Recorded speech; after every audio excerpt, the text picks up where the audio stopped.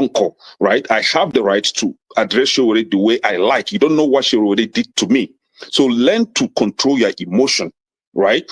That's the only thing I'm going to tell you. But if you don't want to control your emotion and you insult me here, I'm going to insult you 100%. Okay. You understand? You cannot insult me on a normal ground. Fiscally, you can't insult me, right? I will treat you like a child. If you insult me physically, I will handle you like a child. I don't care your age. Do you understand? You are powerful over the camera, so you can say whatever you want to say, but you can't yet say it to me physically. You understand? I will handle you like a kid. Can we arrange the meeting ground? Can we arrange the meeting ground? So learn to control your emotion. I'm there with people bigger than you. Okay, please don't take him out. I also have a right to respond because you mentioned my name. There's no need to take him out. All you have to do is to meet them or something. And you're taking too long to admonish them. Comment. What did you say? Comment. I know, but he mentioned my name, so I'm asking to respond to him. When he gets your time, then you make No. He mentioned my name. If you want to make it rowdy, I will take you out. Take me out, you son of a bitch. Take me out. You think you're a big boy because you're moderating. Take him out, please. Hello, come on, don't use such word now.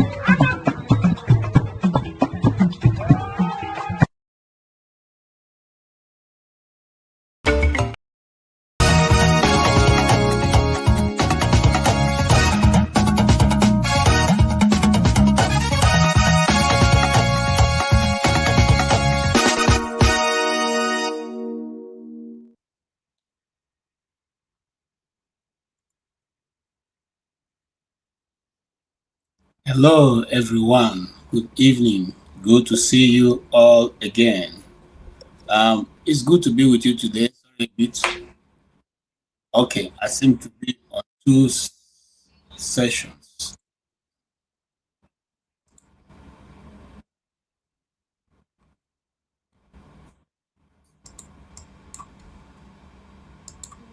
All right. Thank you so much for joining us this evening. We will have a very interesting discourse this evening, and it's not going to be like our usual discourse because I think I'm being a bit emotional on this. So forgive me if I don't if I don't be my usual self, because the Igbos have a proverb that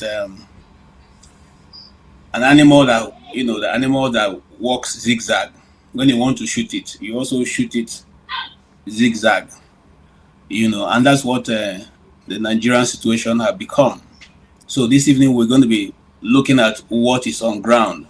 I'll first start. Let's start on a lighter note. Of course, President Trump has again called out Nigerian leaders this evening or this afternoon, telling them that outlining what he will probably do if they do not do take care of the genocide going on in Nigeria.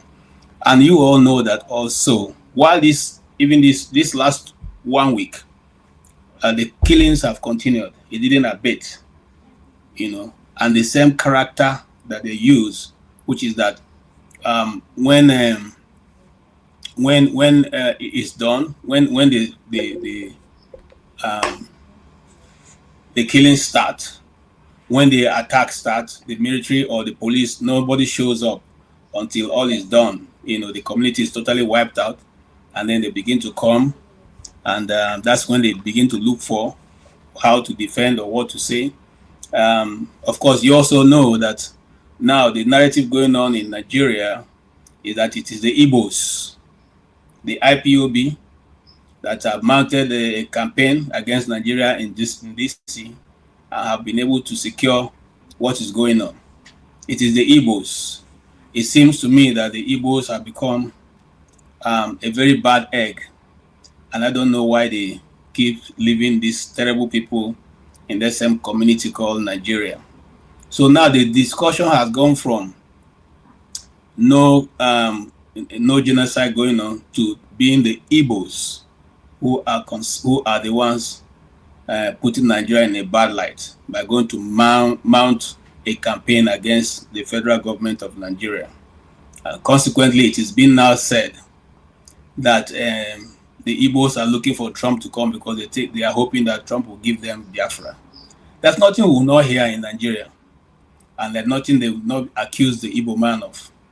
If you go to any point in time, there's a discussion and they have nothing else to say, it will go to the Igbos. I was looking for a video of Mr. Adele Alake, what's his name now, the presidential spokesperson. This guy used to be a very powerful journalist. We all read about him in the universities, those days, and what he did in the time where he was working, with the news magazine in Nigeria. There were those fearless people we read about so much. But today it beats my imagination of what they sit in government office and try to lecture journalists on how to do their job. And even try to let you know that you don't even know what you're supposed to be doing.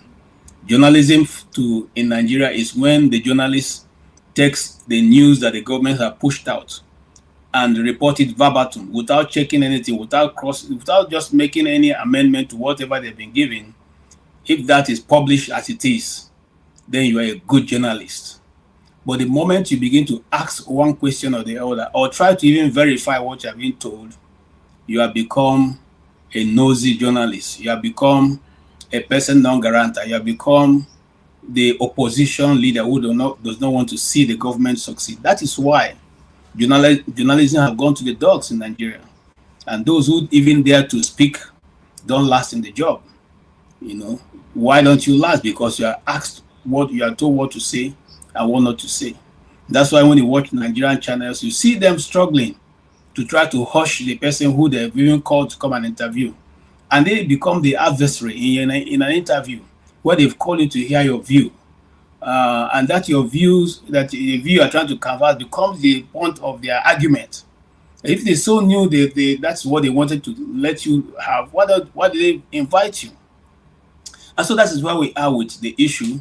The issue is that, a friend of mine called me this evening from Abuja and said, everywhere I done hot, everywhere I done red. I said, what thing they happen? He said, people are running helter-skelter. Nobody knows where to put their head because they don't know what will happen soon. So nobody really knows. It is in this quest of confusion and how to even respond that we find ourselves. And we have many times talked on this channel that the problem with our government is that we are on a fire brigade approach every time. Those who are coming up with this good idea right now have been sitting in that country for the last 10 years. Why this genocide continues? They've been sitting. They tell the people of Benue, go and make peace with your neighbors. That's what Buhari said to the people of Benue the first time. Go and make peace with the people of your neighbors. When Tinubu went to Benue this time around, what did he do? It was a party. School children were lined up along the road under the rain, waiting for him to come and pass. And what did he ended up telling the Totiv? He said to him, make peace with your neighbors. These people are your neighbors. And the Totiv was, as always, told him to his face, this is not neighborhood. This is genocide. I remember one of the representatives of Magban going to tell the Totiv that they have always lived in peace, and now they have some miscreants. Those miscreants should not be the people who will now cause trouble between the Tea people and the Fulani people who have always been neighbors. And the Totiv said to him, yes, I agree. But, if you have a madman or a madman among the mechanics, and nobody seems to know who the mechanic is and who the madman is, what do you tell the mechanics? You tell them to go and sort out the madman from you people and remove him from me, so we know who is madman and who is the mechanic. It's simple, and it's very logical. You people tell us they are not part of you, they are miscreants. Go take care of your miscreants. We shouldn't lose our people. We shouldn't lose our community. We shouldn't lose our farmland because of miscrimes that is running amok in the nation called Nigeria. And one begins to wonder. If you wander too backward and you're someone who is a thinker or an avid reader, you'll have known that when they started the Ruga thing have not gone away. Remember, the intention was to have land in 774 local governments of Nigeria. And so that plan is still very consistent.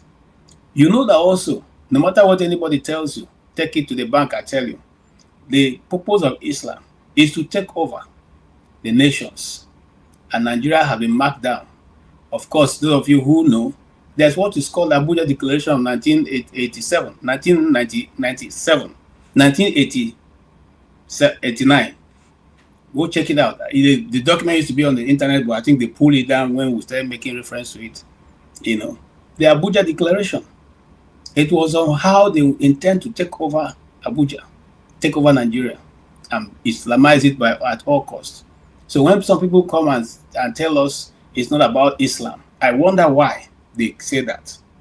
And I wonder why now it's only one set of people that are contesting that there is no genocide.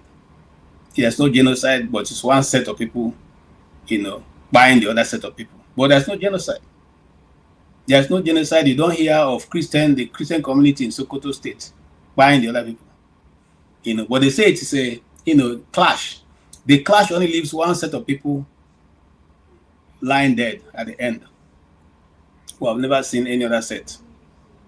So, as we begin to look at the reality before us and see what the response of the government is going to be, there are charlatans like, you know, the Saudi Arabia deporting, terrorists negotiating, cleric in Nigeria who has been speaking unadvisably. That is what it is. We have come to a nation where someone who is supposed to be in prison is the one speaking on behalf of government, speaking on behalf of the nation, you know, going to negotiate, coming back and telling the army, look, you better respect yourself. Don't, harass these people too much because they may change their mind. Imagine, where else on earth can it happen? Where else can that happen? A ragtag army that goes on bike. We can't see them at night. We can't see them in daytime. Meanwhile, the northern states don't have anywhere like mangrove forest. They don't have anything like mangroves. The Sambisa forest we hear is full of shrubs. They can't see them. Nobody can see them. But they can trace a young Igbo man who said it is time for a coup to happen in Nigeria. They can trace him from the social media post and go all the way to go and arrest him in Port Harcourt. But they cannot trace the ones who collect ransom from people and calling them and making bargains on phone until such ransoms are paid. And you say the government is not complacent. We forget that a man called Pantami. Pantami was one of the leaders of Boko Haram. I have an audio message where he was crying and saying, if he needs for him to be the commander, he will be the command. He will take over the command. To do what? Today, you all sit down. Some people come here and sit and begin to argue. These are things that are there. You know, but today we're not going to discuss that because it's a real discussion we'll have to have. We'll give it 3 hours only to deal with that. 3 hours for that. But for today, we're going to narrow down to what will happen tomorrow. And if you have looked at the caption of what we show, we say it's a question that Nnamdi Kanu asked in prison. In the court. He says, show me my crime. Show me the crime in law, and I will defend myself. Gentlemen and ladies, before you come in, ask yourself, do your research. If you're going to be put in prison, if you're going to defend yourself, won't somebody tell you what you have done? Is anybody who just comes and say, okay, yes, you say I should defend myself. You start talking from Lagos to Sokoto without knowing what you're talking about. So his simple question is, what is their crime? Where is it in the Nigerian Constitution? They couldn't show him, but he showed them where he's speaking from. And this is what he posted. And I'm going to give you a 4 cardinal point of what Nnamdi Kanu's argument is in court. Don't allow those people who have said he doesn't want to enter defense. He said, no, if you show me my crime right now, if you can read it out, take it and read it out, and I will start defending myself right here. The prosecuting counsel could not point to Kanu where in Nigerian law what they are accusing him of is. The judge, Justice Omotosho, I will come to Justice Omotosho in a short while, could not point out. Rather, what he said that, are you ready to defend yourself now? On what basis am I going to defend myself? Of course, we know Justice Omotosho, and I would like to advise Justice Omotosho. I want to put it this way. Justice Omotosho, if you can hear me, you're a young man. You still have a long way. Whatever you do to this case, even if they have given you the authority to find a way to hoodwink all of us and put him in prison or put him to death, know that whatever you do, posterity will judge not only you, but also your children. And your children, even to the 14th generation, will suffer whatever action you take. So you better think very well. This is not Wike's case. Think very well. Think very, very well before you take the action you want to take. We know people have concluded what you want to do, but think very well. Because at the end of the day, the buck lies with you. All right, having said that, this is Kanu's response to when he was asked. And yeah, that is what he said. Okay. Great.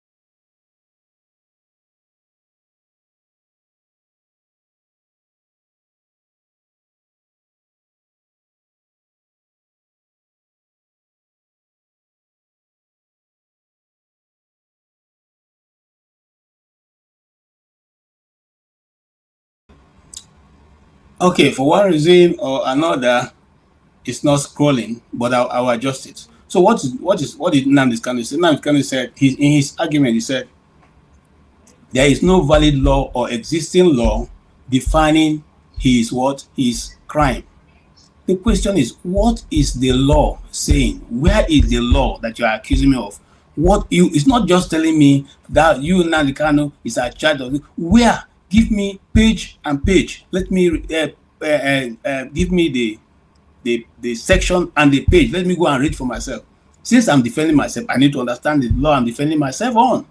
Okay, that was not provided. He also invoked section 36, brackets 12 of the Nigerian Constitution, which protects against conviction without a clear, definite, defined offense. A clear, defined offense. That's what Nnamdi Kanu is asking for. What is my clear crime? What is the crime you are charging me? Call it by name.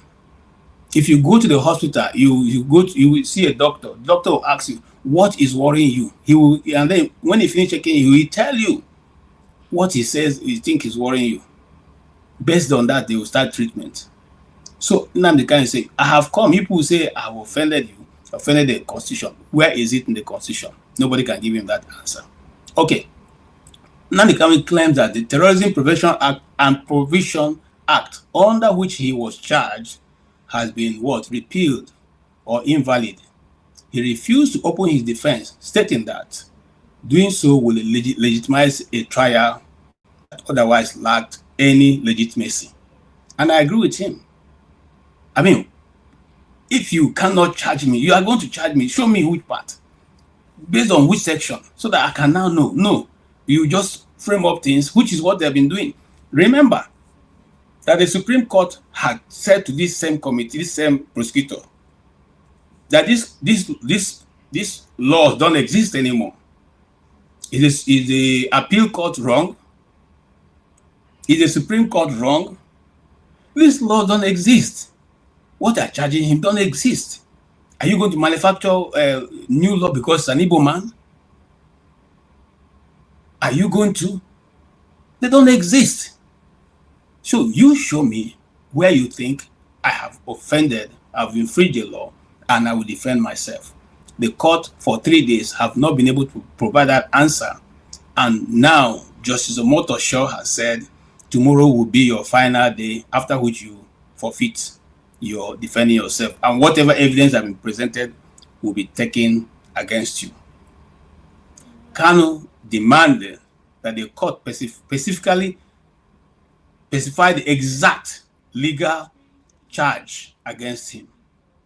Tell me, what's a legal charge? Is it breaking an entry? What is it? Tell us. What is that term that is being used? Not able to give us that, and so the thing is hanging on a balance there, emphasizing his constitutional right to what? To fair hearing. Is there a fair hearing? Coming to fair hearing, I want to proceed on that. You know that Nnamdi Kanu, since he took over this case, he has been attacked by DSS in the dungeon. One DSS officer went there to beat him up. You know, in fact, nobody knows what would have happened if his colleagues did not come to his rescue. You know, so the question is to do as much damage as possible on Nnamdi Kanu before he can be either freed or whatever they plan to do to him.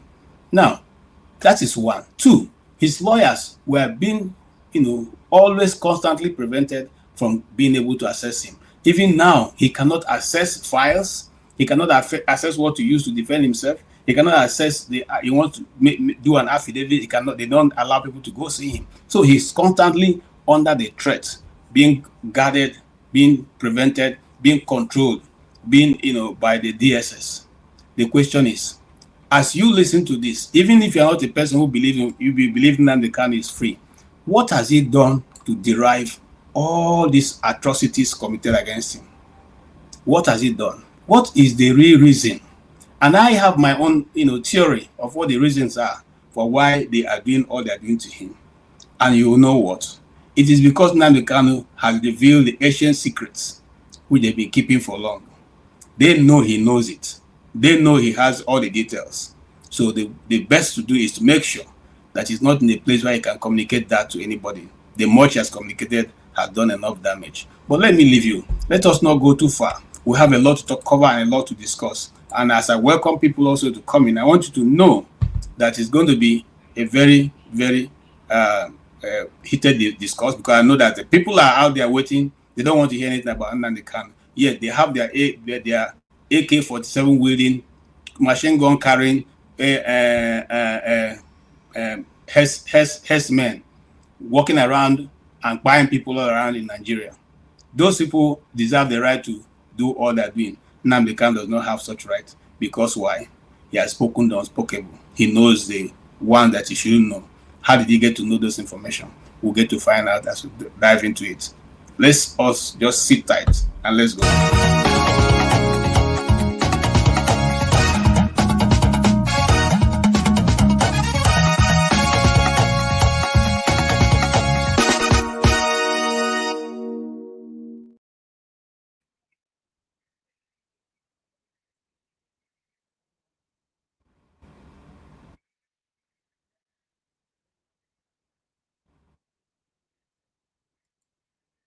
ebe ahụ ka ọ gwa anyị na ndị a na-achọzi igbu ya maka na ha nwụrụ ya ọgụ. Ofu onye n'ime ha nwụrụ ya ọgụ, gbaa ya ụkwụ. And unu mana Mazi Nnamdi Kanu ekwule na arụ adịrọ ya, ezigbote arụ adịrọ ya. And dịka ndị dọkịnta ya si wee kwuo, nwere ọtụtụ ọya ime ahụ nke ọ na-arịa, nke a na-ekwu ka gọọmenti hapụ ya ka ọ gaa lejuo onwe ya anya. Ha ajụ na ha ama nhapụ ya. So n'elu ya ka mmadụ nwekwa ya ọgụ, gbaa ya ọkpa. Anyị amaghị plan ha. Mana enwere ihe m chọrọ ịrụtụ ndị Igbo aka na ka uche anyị dị ya.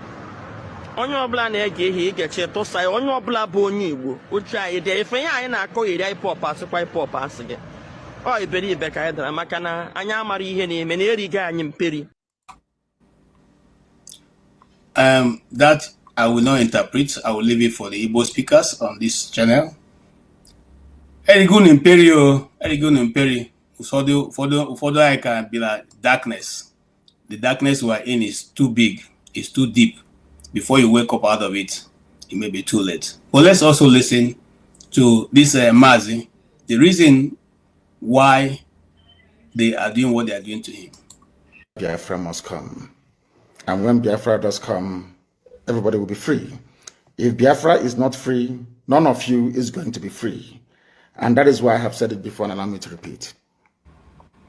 We have come to set all of you free. And if you allow this nonsense to continue, you'll be sunk. If you have not gotten your Somali visa, go and get it now. Because the zoo is gone. And the hell has arrived.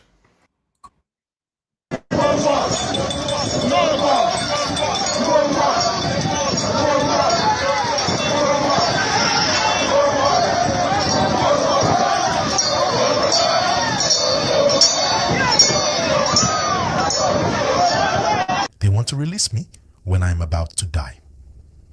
These are the heavy words that came from Nnamdi Kanu, the detained leader of IPOB.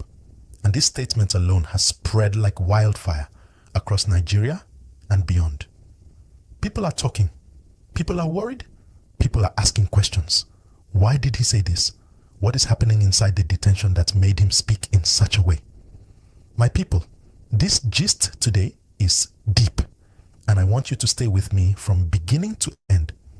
And as we move together, please don't forget to like this video right now and subscribe to the channel, because your support keeps this platform alive, and we want to keep giving you the news the way it is, in plain language everybody can understand. Now let's go straight into the matter. In recent days, the Federal High Court in Abuja has fixed a new date for an important ruling in Nnamdi Kanu's case. The new date is the 26th of September, and that day is very crucial because the court will decide on big issues around his trial. His lawyers have been pressing the court, saying the government does not have a strong case and that his health is already going down. They filed what is called a no-case submission, meaning they are telling the court, look, there is no real evidence here. This man should not be standing trial any longer.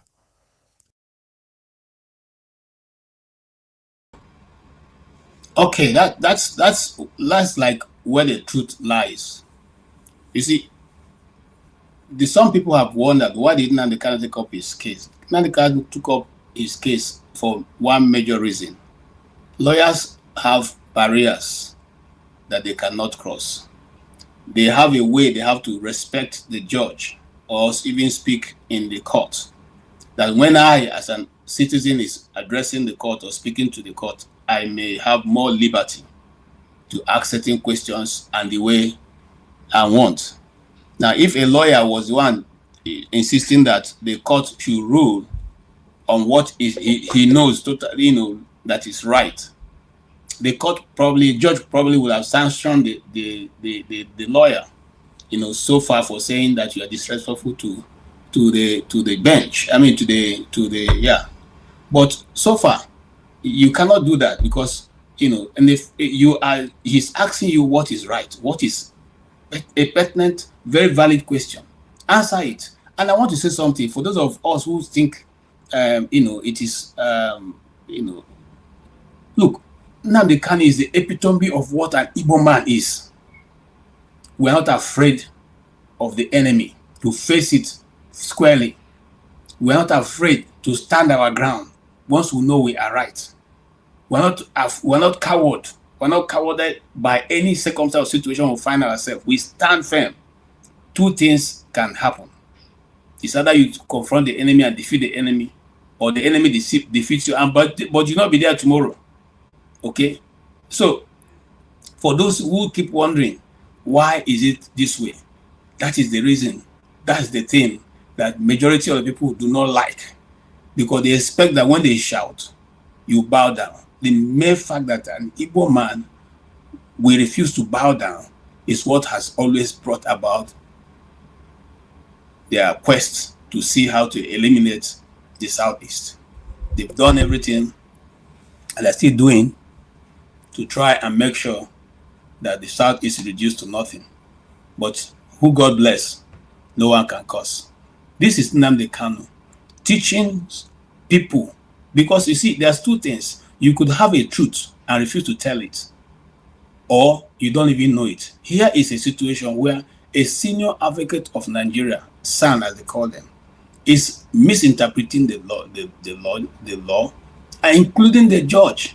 And that is why Justice Murtala Nyako, Justice Binta Nyako, we never forget Nnamdi Kanu, because he taught her what she never thought maybe she didn't even know.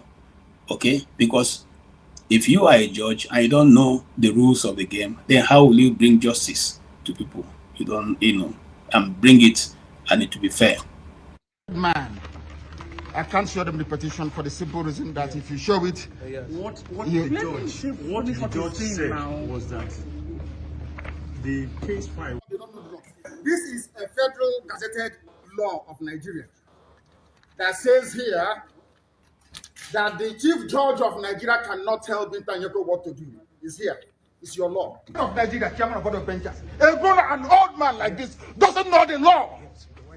You don't know the law. I'll give you a petition. Imaginary and deliberately concocted to fuel antagonistic feelings amongst certain sections of the Nigerian people against the Kenyan people. And indeed, many countries have been accused.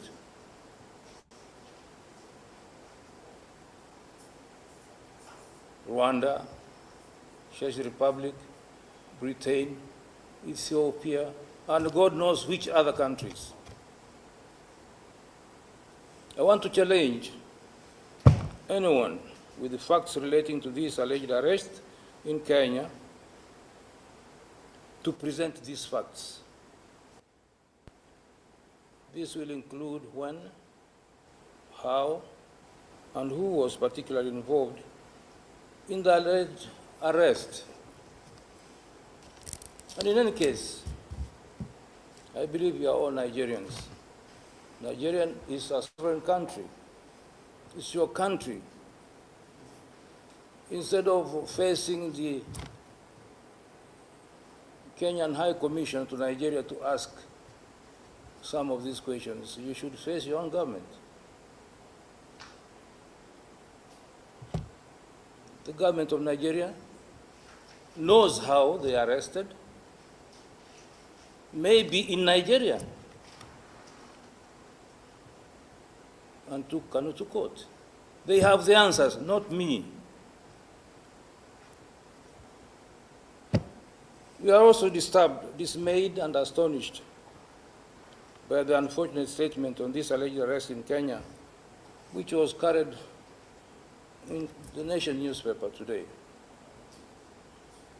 The government of Kenya is particularly appalled by these spurious, derogatory, and libelous mention of the name of our dear president in this matter, as has been reported in the Nation, dated 2nd July 2021. It's unfortunate. I, as the High Commissioner of the Republic of Kenya and the Federal Republic of Nigeria, wish to categorically emphasize that our two countries, Kenya and Nigeria, have and continue to enjoy cordial diplomatic relations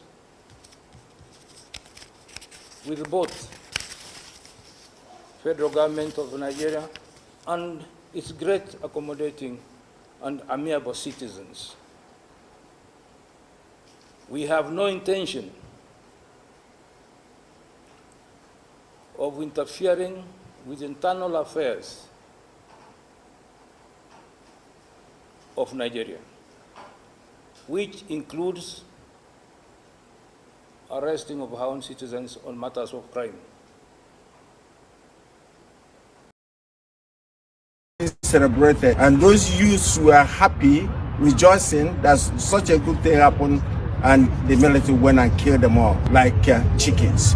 We continue to ask, what is it that you're holding Nnamdi Kanu for? And we believe, as a British citizen, the British government's hand is in it, because Nnamdi was discussing about the atrocities they're doing in Nigeria. They don't want any development in Nigeria. Everything that we are doing is what Nnamdi was preaching on, and everything he have said before have happened today, and it's still happening.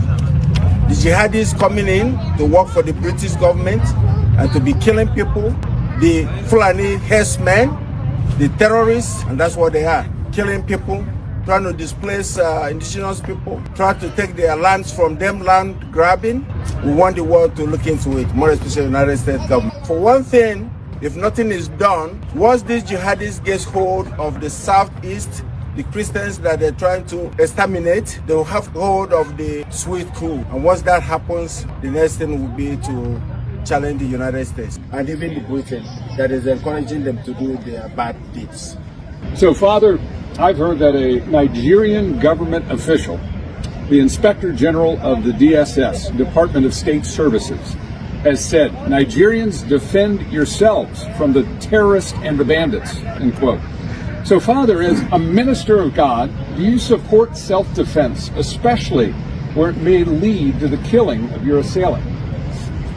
Thank you very much, sir, for the question. And if you don't mind, let me begin by thanking you and your colleagues who have been working with us tirelessly to bring to the awareness of the world the level of injustice that is going on in Nigeria. It's getting too much. And at some point, somebody somewhere has to stand up and say, enough is enough. Now, coming to your question, yes, the Director General of DSS, who in American context, we might equate to the Director of Homeland Security, is a special government official in Nigeria who is privy to top secret intelligence, actually. For him to step forward and publicly told Nigerians, arm and defend yourselves, tells me a couple of things. One, Nigeria is either becoming a failed state or is already a failed state. Why? Because he said that they don't have enough government manpower to defend you. The military, the police, the DSS, that they don't have enough power to defend their citizens. What is the primary responsibility of any government, democratic government? To defend the lives and property of the people.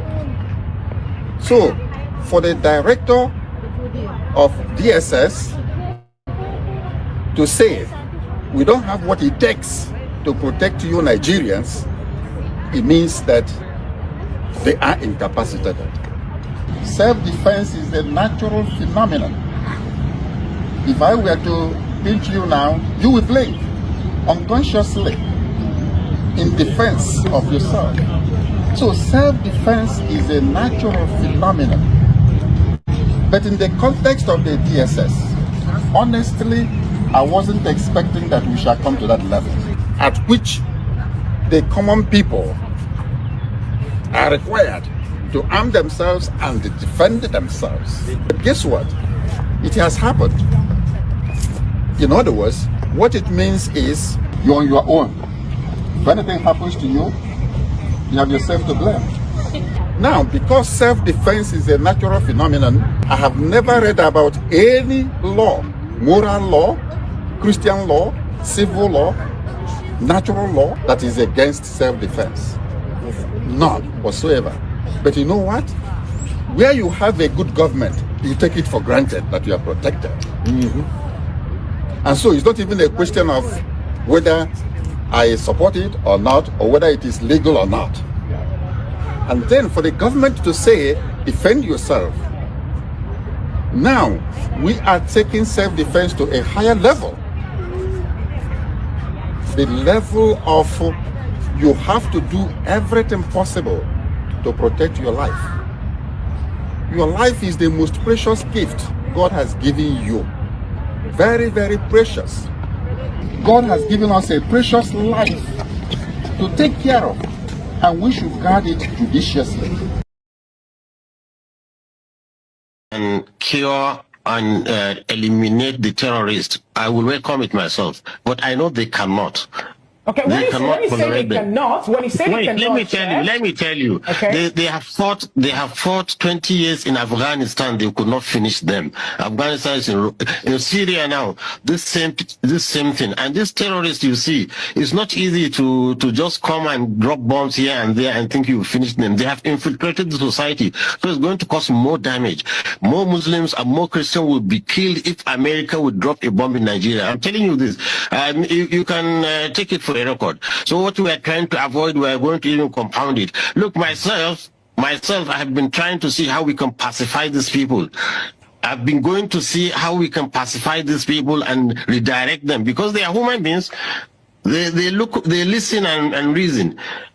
But if you say you want to use force against force, then you will compound the problem and make the thing dirty. What about giving them amnesty and all that? Yes. You see, just to entice them to leave their weapons.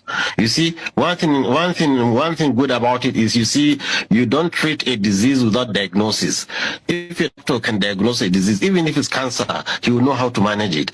We are talking to them, and they are keeping their weapons. They are not fighting. They're still on the weapons. They hold the weapons. But you see, this is a small, gradual process in which slowly we will civilize them, we'll take away their weapons and let them into good citizens.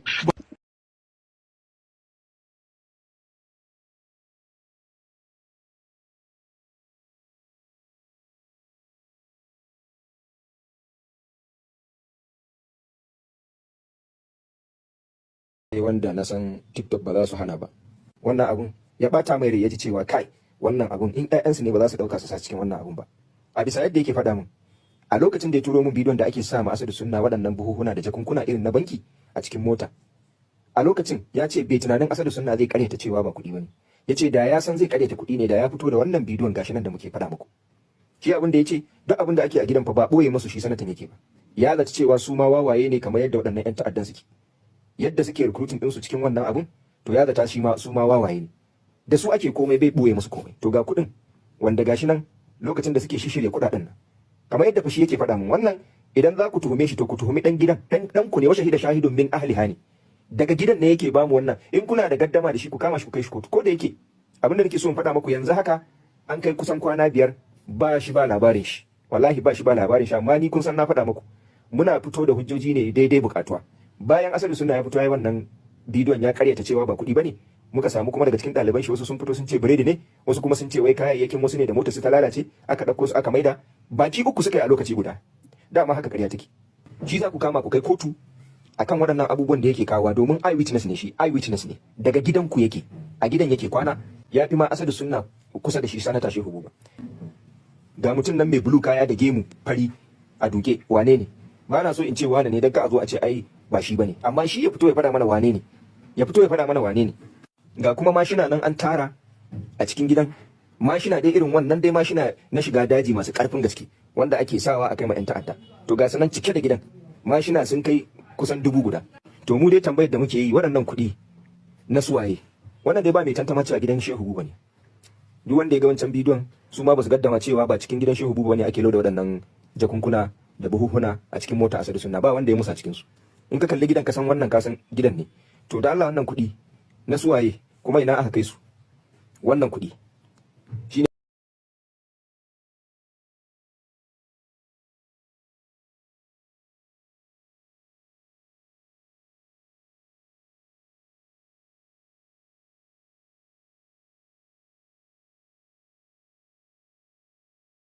Okay, gentlemen and ladies, I just played those long videos for you and we'll discuss one after the other. The last video you watched is from one of the government facilities in the north, where you have, remember that this Fulani herdsmen go on bikes. And that guy has over 1,000 bikes in his house, and the proceeds of their hard work, you saw it on the ground. And the same people will tell you it is not organized. We don't know anything about it. They sympathize with the ordinary man, but in the behind, they are the ones who are the evil behind what is going on. And I want to put it on record. Anybody who tells you that it's not about land grabbing and Islamization, tell the person is you know, it's not true. That's what it is. It is what it is, you know. And if we don't act now, and you know, let nobody come here and begin to say, well, I don't hate Islam, I don't hate Muslims, but I'm a Christian. I'm not trying to take over their territory. They shouldn't try to take over mine. Remain in your locality. I remain in my own. If you have chosen to be a Muslim, good for you. It suits you. You like it. Okay. I have chosen, not because of accident of birth, but by choice. I chose to be a follower of Christ, and I have no what. I do not have any regrets, and I have no what, you know, to anybody. I answer to nobody. So if you chose to be a Muslim, so also, okay, maintain it, be proud of it, but not now you begin to go around and forcing people and doing all kinds of atrocities because you think that you should take over people's land. That's not how it is. If everybody was going, you know, in that route, then no peace will be anywhere. Finally, let me, you know, there's some people who have been criticizing Wole Soyinka over what is going on, but here is Wole Soyinka's take on these issues.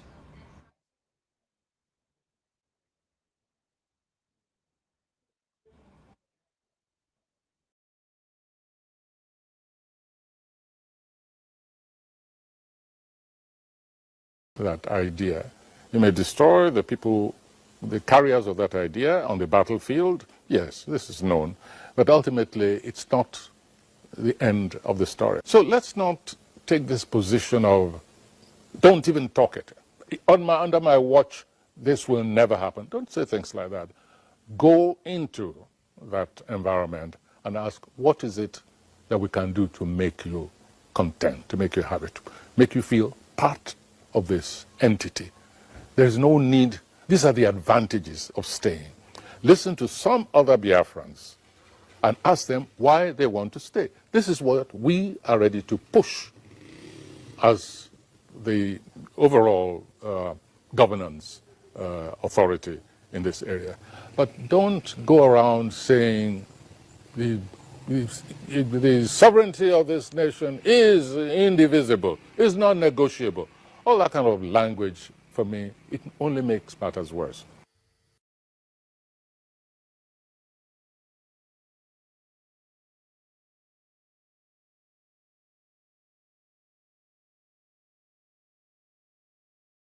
Those kind of language do not help anybody. And I, for one, have always thought, it's just like, you know, when you know, there's a certain issue I used to have with a Catholic. He said the Pope is infallible. I say, how can a human being be infallible? Okay. For some people that works, but for me it wasn't working. So how can you say Nigeria is indivisible? For what reason? The Nigeria that we are also concerned and preaching was put together by not even a black man. Okay, it was put together by somebody who didn't even know. And let me shock you: the person who gave the name Nigeria is even a concubine, not even a real Yawo, a concubine, and we are proud to say we are Nigerians. And it may be in a stupor with a Lugard. You just say, what shall we call this area? Let's just call them nigger area. Come on, these are niggers. They are black Negroes. Come on. And that is what we have been saying to ourselves. We are Nigerians. And some people tell you that, it is, come on, wake up, man. And this, let me tell you, someday we'll discuss the the arrangement of the tribes in Nigeria, but not for today. Let me welcome Mr. Nex Ngo. How are you doing, sir? You heard my long dialogue, and I have not even started. But let you, come in and say hello, and then give me your initial, thinking. Thank you, KJ, for having me. I was waiting for this stream to start because I'm on annual leave now. Yeah, wherever I am in diaspora, and all this week I've just been following events in Nigeria, and I have to tell you the truth. I'm happy that all these things are happening, but at the same time, I'm very scared. I don't know what the future holds. Can you hear me? Yes. I don't know what the future holds. And these are really, really troubling times. I'm not one, I have to be very honest. I'm not one that believes in Nigeria at all. I've never believed in it. And I'm happy that, I'm not saying that because before they send DSS come and arrest me wherever I am, because I don't have the energy to go through all this this thing that Nnamdi Kanu is going through. He is a special breed, and I really, really, really admire his courage. I don't support the whole activities of IPOB, but I genuinely understand and relate to where he's coming from. Genuinely in my heart. Some of the activities of IPOB has been hijacked by hoodlums, by hired people from outside the states or outside the Southeast sometimes, I would say. And it's not surprising that this has happened. Now, to begin with, in terms of, because I want to speak about Nnamdi Kanu today. I don't want to try and forget about him as I did the previous times, but also I'm interested with all the activities happening in terms of the US and Nigeria issues in regards to the persecution and genocide of Christians in not just Nigeria, not just northern Nigeria. We tend to make this mistake. It's the whole of Nigeria. People say it's just northern Nigeria. Northern Nigeria faces an existential threat. The whole of Nigerian Christians face an institutional threat. So what I'm going to start with Nnamdi Kanu. After the Civil War, there was no attempt at reconstruction and reconciliation. They claimed no victor, no vanquish. But that's wrong, extremely wrong.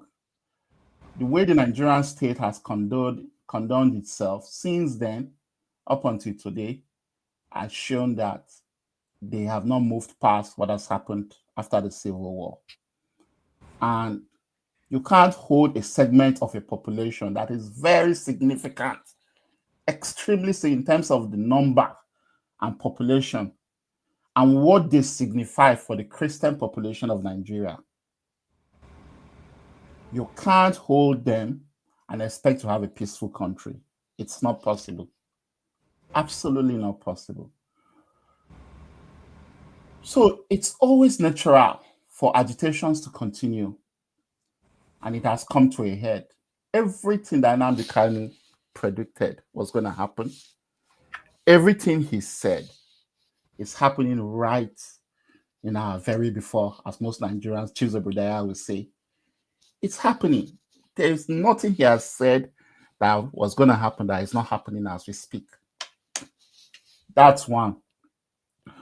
Two, before you charge somebody to, I mean, we know about the extradition from Kenya. I think it just shows how third world the whole of Africa is. Extremely. African countries are not really countries, I have to say. There is no African country that has sovereignty. Absolutely none. There is no African country that has a sovereignty. Absolutely none. And that's why Donald Trump can say, I'm going to come to that now disgraced country, which is extremely true, and say he's going to invade. And I don't want to use that invade because people keep using it. He said he's coming to destroy the terrorists. He has never said he's going to invade. So the extradition of Nnamdi Kanu from Kenya was unlawful. And the courts have deemed it so. So there is no argument about that. Now, the second issue is we have to differentiate between legality and morality. I think it's very important for people to differentiate both. And there is nowhere all over the world that you judge people based on morality. You only judge people based on the rule of law, the legality of their crime.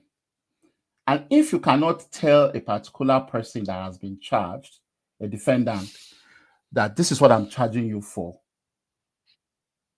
and it has to be rooted in the Constitution, all I have to say is that it's all vibes and cruise. There is no legality. It's not founded in the law. He has the right to know why he's being charged for, and they have to point to a particular part of the Constitution where it says that. And if that part of the Constitution is no longer, it has been amended or completely taken out of the Constitution, then it's useless. It's a waste of time. The second aspect is the politics of it. The Nigerian government is not even smart. The politics of it. And I feel that it's just the chicken that has come home to roost. The chicken has finally come home to roost, and God has heard the cry of all Nigerian Christians. That's just it. So everything they are doing, it's a waste of time. I even feel like Nigeria as a country, as we speak now, I'm not even sure they've got the moral authority. We're talking about morality now. The moral authority to convict him of any crime. And if you've not got the moral authority, then why are you continuing that? It's acting like a pariah state. You've got people having meetings with terrorists in open glare. The whole world is seeing it. And then you are trying to charge somebody for something he said but didn't do. While you find people that are bearing arms, AK-47s, that according to the Nigerian Constitution, according to the Nigerian law on arms, do not have the right to bear those arms. And you are saying you are negotiating with them, people that have been found to have committed murder, atrocities. Isn't that extremely stupid from the Nigerian government to expect that this will go under the rug? It's unbelievable, extremely unbelievable that they expected that those things will be happening while you are charging Nnamdi Kanu and the whole world will not come out and say things about it. It's stupid. It's extremely, extremely dumb. Very, very dumb. These are the characteristics of a failed state. And that will take me to my next step. What is a failed state? A failed state is a state, or a failing state is a state that is unable to protect its citizens, that has loose sovereignty of its geographical space. So when you have segments of the country under the control of non-state actors, that is one of the clear evidence of a failed state. Recently, I Googled, I was just going through what it means to be a failing state. What it means to be a failing state. And I went through all the criteria. Anybody that has got time now can Google and see. If you just Google and see, you will see that they will bring all the characteristics of a failed state. The only one that the Nigerian government is currently meeting up to as we speak is that they are still able to provide revenue, which is coming from oil. I challenge anybody that is listening to us to Google it. All the characteristics of a failed state, this country has met it. So when Donald Trump comes out and say that he doesn't care, he's going to come to that now disgraced country, he's not saying it because he wants to say it. He's saying it because that is how the world perceives us. See, people don't know who Donald Trump is. And I'm going to say it here. This guy, during the first campaign, was it the first campaign? Or, yes, the first campaign. The first tenure around that 2015. There was a documentary that showed how he sits down with people in his press and he dictates to them his Twitter post, his social media post. This guy will tell them point by point what he wants them to say. He will ask them to edit, delete. It takes him out. It can take him 30 minutes to 1 hour before he makes a post. So every word in that post did not come out of somebody that was acting crazy. It was coming out of someone that has got the intelligence and understanding of what is happening in Nigeria at the moment. I agree. 100%. So I watched that video, by the way. You what? Yeah. Yeah. So it's now that I'm linking everything. When you go to check all the news channels in America, all the non-liberal news channels, I'm talking about the so-called right wing. I don't like calling them right wing. Well, people call them right wing. So what? When you see all the people in government, in the US government, speaking about Nigeria, it's very shocking. It's as if they know exactly what is happening. Yeah. They paint the picture for all Nigerians that are ready to speak the truth. They paint the clear picture of what is happening in Nigeria. You know, Ngo, I'm not cutting you, but let me just butt in a bit. You see, that's why it's shocking. Or rather, I find it interesting. I just laugh when they are trying to manage this, whatever they're going through, and lying to themselves, The same people who outlawed, IPOB as a terrorist organization are now saying that it's IPOB who went to lobby to make Nigeria a country of particular concern. And the question you ask yourself is, so does America, have meetings or lobby? Does America accept IPOB? Those same people you say they are outlaws. How come last night you are saying they are the ones who went to do this?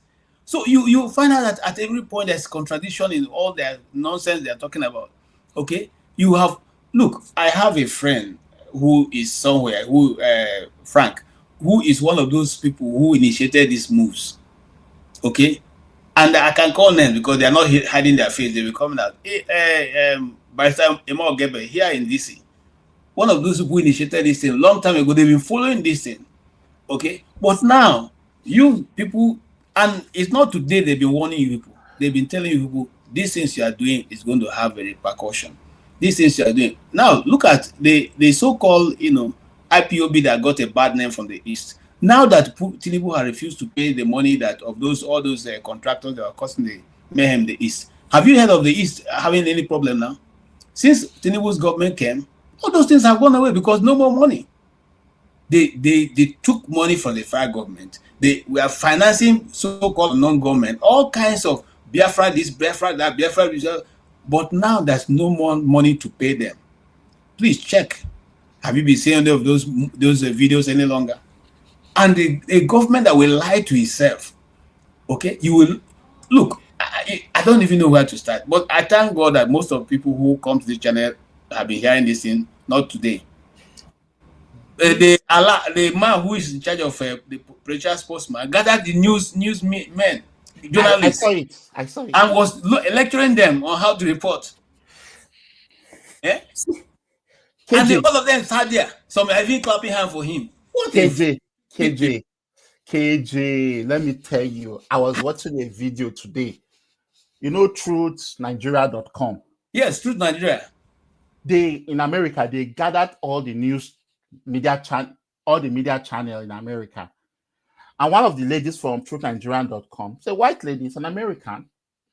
When she started painting the picture of what's happening in Nigeria. I saw that video. I was trying to download it. I don't know how to get it. She said the Nigerian media is one of the laziest and most corrupt media in the world. Yeah. They are extremely lazy. I'm talking about, all the news channels. All the media channels in Nigeria are corrupt. There is no one single media channel in Nigeria that is not corrupt. I'm telling you, call me one. There's no one. I don't want to talk about NTA because NTA is not a news channel. No, NTA is gone and gone. It don't gone. Nobody what you said is a relic of the past. Let me tell you, in a journalism school, one of the things I find very interesting, and I kept asking that question, and then as a student, they keep shutting me down. I said, why do you want us to report news? Other countries report news. You say we should write. No, in Nigeria we do developmental news. You don't talk about the bad things. You only talk about what government is doing. And I say, how can we be talking on what government is doing, for crying out loud? Okay, so you ignore any other thing. Okay, people are there. You look at when that you know, there was a time there was riot in Lagos when the armored of the army went off. Okay, bomb blast everywhere. The NTA didn't catch that thing. When people were dying in Lagos, NTA was busy playing us cultural dances and everything. What a shame, you know. So what even moved Nigeria a little bit to even having an idea of what news was people like Delegiwa. And at the end of Delegiwa's life, every other thing went back to where it used to be, you know. It went back to where it used to be. The people who even work with Delegiwa couldn't even come out to say, oh, this is what this man stands for. All of them denied they didn't know the report Delegiwa was writing to keep their own life. Of course, they are alive today, and they are, you know, basking strong in whatever they've been given. But the truth remains that Nigerian media space have been destroyed. That's the truth. Let nobody deceive anybody. See, KJ, I don't know how to express where I see Nigeria. I'm looking for. I think Nigeria is. I'm saying this with a heavy heart, with someone that grew up as a child with the image of Nigeria as something. But as I begin to get understanding, it's kind of like Nigeria is not a country. It is just the way Chino Achebe says, it's just a mere geographical expression. Nigeria has never been a country.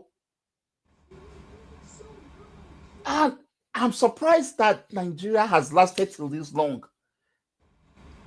Because they keep patching it. They are patching it. They are patching, you know. It is a country that is built on lies. Lies, propaganda, and lies, and lies, and lies. I agree. Nigeria is corrupt to the core.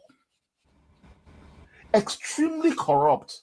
There is no justice. There is no fairness. There's nothing. And we've been doing this thing right from when we got our so-called independence, because we have never been independent. Till today, Nigeria, we've been patching it up. From 1999 till date, it's been the same thing. Extremely, extremely, extremely corrupt. Nigeria is not a country. And even though I'm not happy that I may not have a country anymore, because the way I see it, I don't think it's going to survive. It's on its last breath. It's literally gasping. Nigeria is gasping. And even if America does not invade, it will take a lot of docility from the non-Hausa Fulani components of Nigeria for Nigeria to recover from this. It's like everybody was waiting for Donald Trump's tweet to wake everybody up. The politicians are running helter-skelter. Yes. They are trying to manage the situation. I have never seen a so-called sovereign state do a poor job of managing a situation.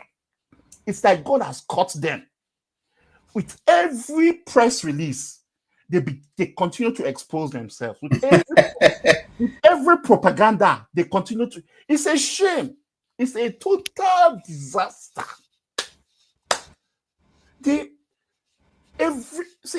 federal government went and released a post and said Nigeria is made up of 53% Muslims and 43% Christians, made up of some useless figures. If Nigeria is made of 43% Christians, why before independence in 1959, Nigerian population, as at population census, made up of 60% Christians and 34% Muslims with non-affiliated 6% or so. I'm not sure of the real data, but it's around that figure. How is it that the population has so-called reversed over the years? Mm-hmm. Where you have, in a region that is mostly Muslims, where you have poverty, mm-hmm. you have child mortality, you have maternal mortality, mm-hmm. you have malnutrition, mm-hmm. you have very, very poor HDI values, Mm-hmm. with serious conflicts and war. And you're saying that population has kept growing, and Nigeria is a lie. You see, let me. Propaganda. There was a man called Mr. Ojukwu, who was National Population Commission chairman. When he saw the report, the documents of how they manipulated even the first census, the man was shouting. Okay, he was shouting. The northern elements organized themselves and went to Jonathan and insisted that he removes Mr. Ojukwu from that National Population Commission. Mr. Ojukwu was removed. Now, what did he discover? All the census so far have all been lies. They're all documents that don't have any right this thing. It's only in Nigeria that I know while they're doing census, you remove religion, you remove religion and and language, that tribe. Okay, because when those things are there, we know that really Nigeria is not made up of 50-50. I worked in that area. Okay, the only place you find as in the north that is well populated, Kaduna. Yes, and that's the major towns. Once you cross there, the rest of people are not what it is. But that's not a major topic. Before you even say it, no, I need to make this point because that was important to me. I don't like lies. I grew up in the north. You understand, right? I was born in the north. There's anybody that is going around peddling lies is just wasting his time. I grew up. There's nothing that anybody can tell me about the north. I'm telling you the truth. See, I grew up there. I went to university there. I know that place.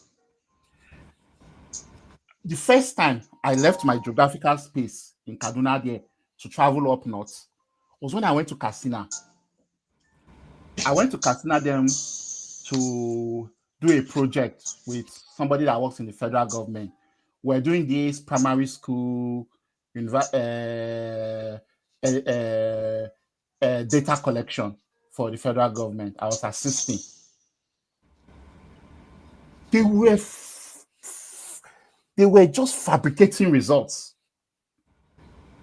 and trying to force to bribe that person that I went with. They were fabricating results. You will move from one town to the other. You will not see human beings. They will say, we will move through. Let me give you, for instance, I'm going to tell you, we move through a local government. I don't know what the name of that local government. Like in Katsina, manufacturing is populated. Yes, because I did some postings there as a medical student, and Funtua is populated. But beyond there, and Katsina main town, every other place is underpopulated. Yeah. Or maybe Daura. You go to GBI, they say GBI is a local government. There's nobody there. Look. Or Batagarawa. There's nobody there. I did a lot of work in those areas. I work with an organization that used to provide boreholes in the north. So there's virtually no local government. Like I said, it's only Meduguri that I never went to work. There's virtually no other states in the north that I have not spent at least, if I didn't spend long, 6 months. Okay, in different localities, building and water well for them borehole because they didn't have. Okay, and so when people come and they are talking, I don't, like I said, I don't want to. In general, no. I mean, I have, because this is on my mind. I'm sorry. I know that Tunanja is here and is ready to make his contribution, and I'll just round up so that he can make his contribution. But you see, you cannot build a country like Nigeria on a foundation of lies. The only way you can do it is if you kill every other tribe. And then you can now tell the next generation any story you want to tell. But as we speak today, it's not possible now. And that's why we're making all these programs, so that if today Nigeria is over, the whole world will know our stories and our history. I agree. I grew up in I need to make this point. I grew up in the North. When they say there's genocide of Christians and people come out and say no, it breaks my heart. I know this thing for a fact. For God's sake, the population of Christians in the North has progressively shrinked, and they've progressively pushed them to a small space. Both systematic and physical annihilation. It's very heartbreaking. And every time there was crisis in the North, it's always them that started it. I'm not an apologist. See, I'm not a very religious person. But if I tell you the stories, my story, from Zango Katav 93, how we escaped, to Sharia 2000, to Miswa 2001, to the Denmark cartoon crisis in 2003 also. Those are the ones that I'm very aware of. It's always been a systematic genocide. And then to what's happening in Southern Kaduna, it's been going on since the early 2000s, as far as I can remember. There has never been justice. And then now you have a Fulani terrorist invasion of the country. They are coming in like a virus, infecting the whole land, killing people. TruthNigerian.com said they gave the Nigerian security government services warning 3 weeks before this massacre of Yelwata. Yeah. Of Yelwata. 3 weeks. Yeah. And then on the day of the attack, they called them and told them that these people are on the way. And the military station there was no more than 1 kilometer away. Yeah. These people came, operated for 5 hours, killed 200 and something people, your citizens, and left. Tell me if this is not a failed state. Let me. Nigeria is a failed state. Yeah, going back to Yawata, a friend of mine was killed in Kuje. He just finished. He's an NDA officer. He was finished working and was driving back to his house. It was his personal house, which he built around the prisons, if you know Abuja very well, in Kuje. Yes.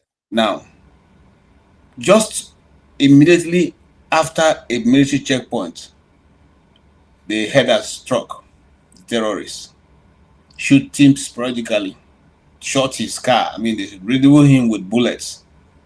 Okay, and other people, because he has a SUV. They probably thought, I don't know, some people say maybe they thought he was a policeman or a soldier man or something.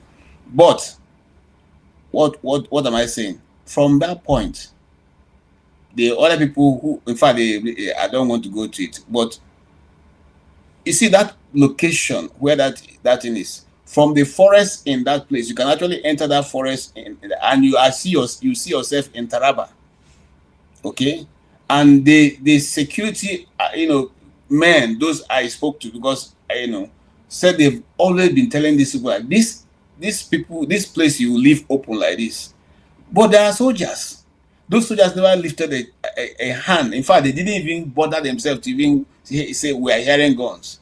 Even after the guns ended, they left that guy in his car. Now, good Samaritan went on the pass, carry that guy go hospital. Okay. What about the rest? The rest now history, because there is nobody. Eventually he died in the hospital. So what am I saying here? I'm simply saying that nobody builds a nation and succeeds in this order in which we are going. Injustice, all kinds of lopsidedness in the development, and even the government is not concerned about the people. And I wonder how we intend to build the nation. How long shall we continue to build castles in the air? But let me let True Nigeria welcome. True Nigeria, one brain cell, welcome. Today we are dealing with the issue of the Nnamdi Kanu's case, which is coming out tomorrow. Justice Omotosho have said that by tomorrow, if he does not come up with defense, he will foreclose the case. The question now be, is it wrong to ask that you be shown in the penal code the offense for which you are being charged? Well, There's nothing wrong with that, but I would doubt that he's been charged for, at least since he was brought back from Kenya, the rendition, and he hasn't had a charging sheet. So I don't think, at least I've seen a copy of it, of what he's being charged with. And numerous times we've heard Nigerian court officials mention his charges. So when he says he wants it to see it in the penal code, me personally, I'm confused, because I'm like, what else do you want to see? They're charging you apparently under terrorism laws, right?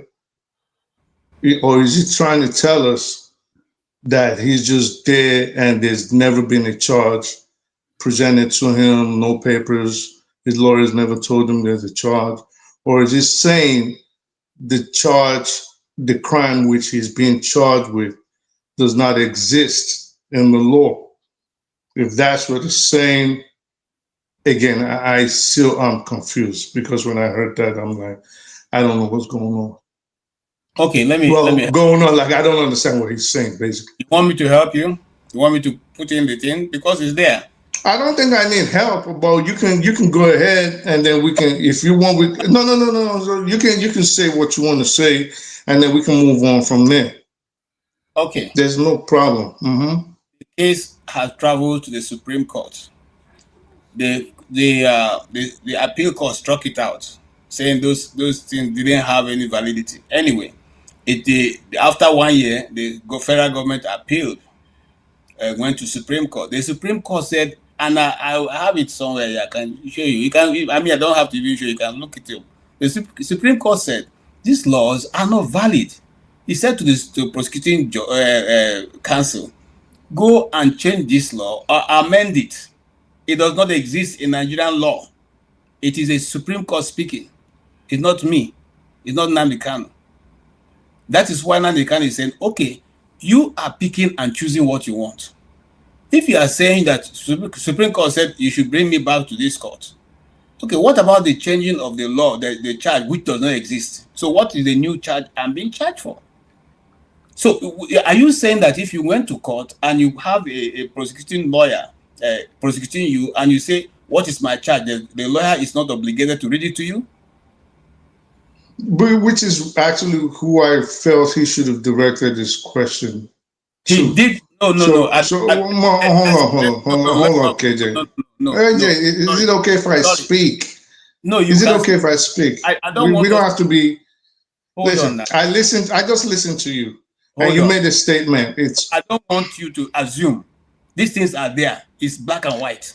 Again, KJ, KJ. Put the question to the prosecuting counsel. All right. So again, this is how we're going to have a beneficial conversation. I'll tell you right now. You have to try to listen to me, okay? And you have to try not to be so overly emotional about the case. Now, I understand you are sentimentally invested in it, and I'm empathetic. From place of KJ, let me land. Okay. So you're overly emotional and you're sentimentally attached to it, and I'm empathetic to that level, which is why I'm going to let you. I'm willing to listen to you, but I'll also appreciate what you don't want me to listen to you. Listen, the person who is at DSS dungeon said that nobody. KJ, hold on. Let me land. Sympathize. It's not a sympathy thing. No, I said empathetic to KJ. It's okay to listen to me. I didn't say I'm sympathizing with Nnamdi Kanu. Okay. I said again. I said because I know that you are emotionally invested. I'm going to speak slow.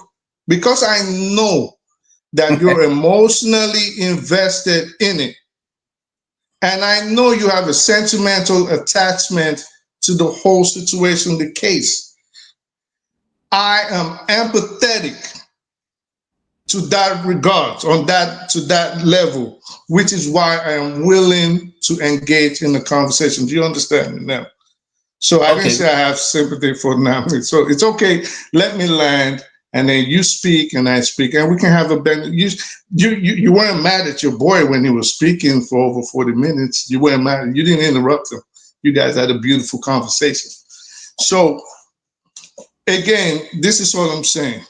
This is why I said I was confused, because normally when you have an issue with the charges, outside of filing a motion, if you think, for example, certain documentation is missing, maybe the discovery papers, right?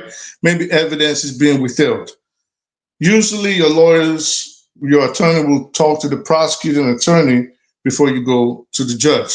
And you ask him first, and then because you don't want to inundate the court or bog it down, right? On things you guys can actually settle with a discussion. So that is why I said I was surprised he's asking the judge to tell him the charges.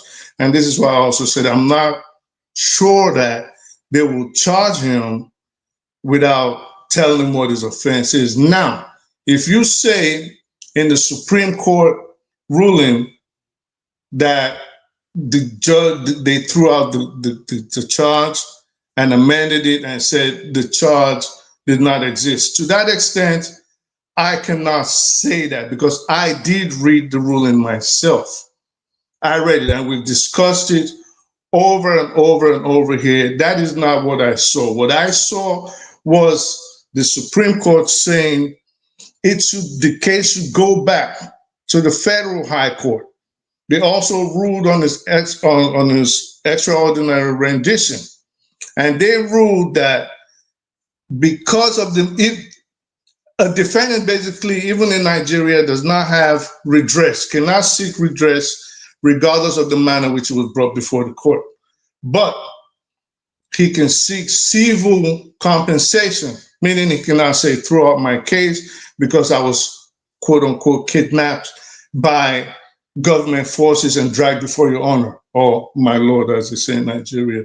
But you can say, well, you violated my rights and I want monetary compensation. So they can seek redress, but you cannot seek that the case be thrown out and the trial be tossed out and the case be concluded at that juncture. And which is what the Supreme Court, to the best of my understanding, and which I've read over and over and over again, even after we've spoken here, the Supreme Court did say, take it back. They remanded the case back to the federal high court and the case for trial to continue. And this is where they're at right now.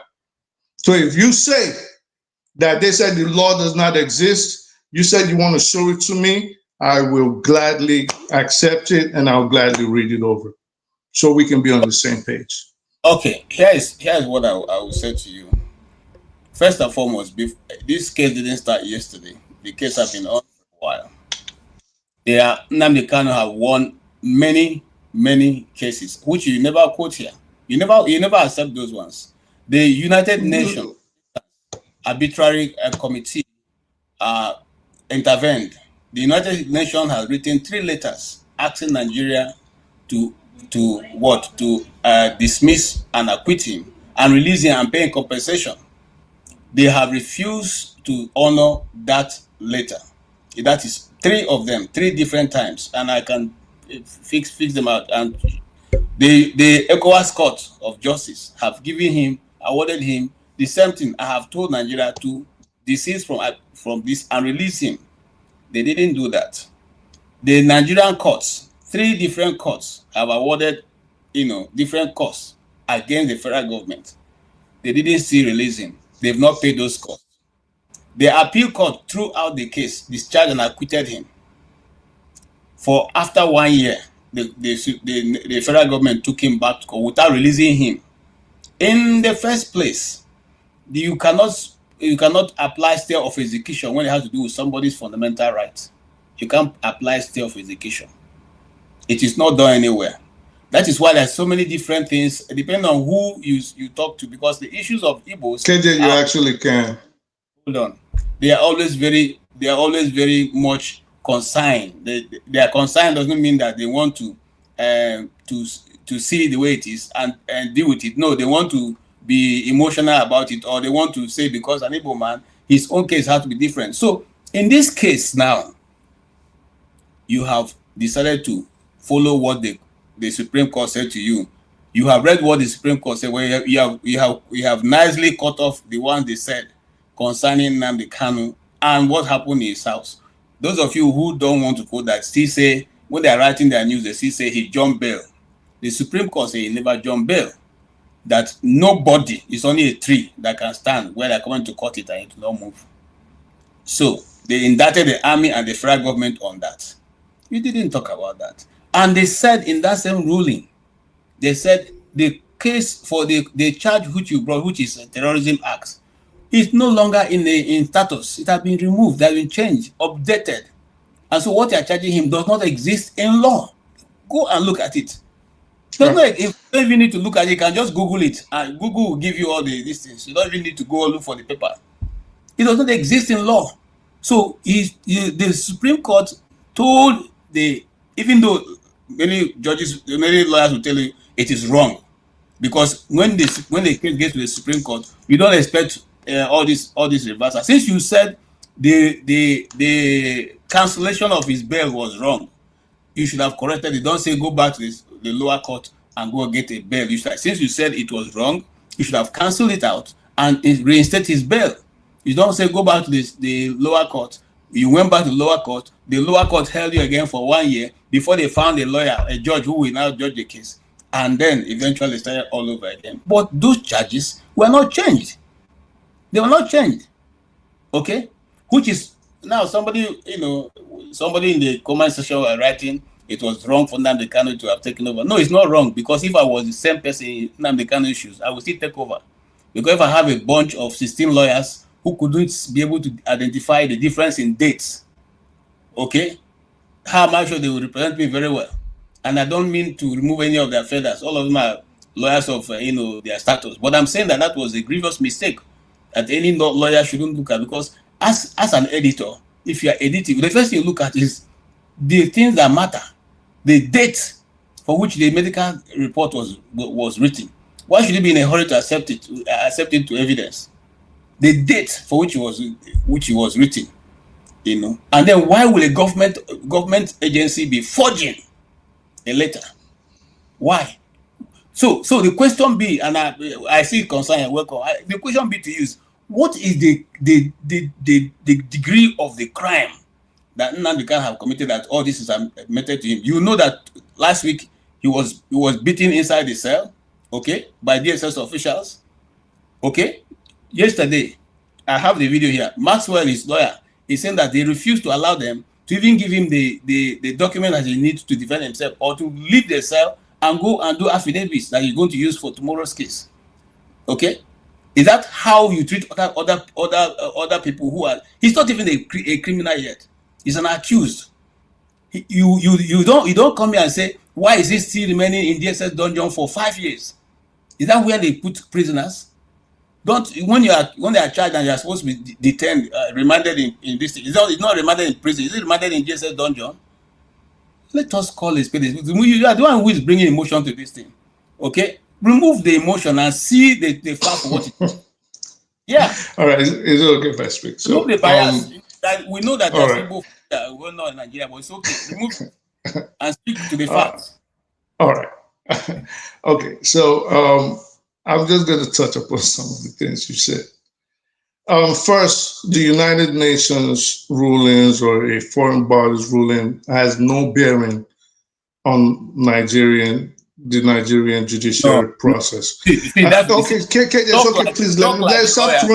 can you please stop throwing me off? Hold on, I'll just answer that. I'll leave you to speak. When you sign a treaty, it is binding on you. That is what. No, again, KJ, please. I didn't go to school to start. Okay. Anyway, all right. Listen. If you have to go to school for that. So in a foreign body's ruling on a Nigerian case has no bearing, meaning they can take it into consideration, but what they cannot do is have it as authority. It is not binding on the Nigerian court. So whatever ruling Kenya does, or even next door Benin Republic, whatever ruling they make on even a similar case it is not binding on the Nigerian law. The Nigerian judge does not have to obey.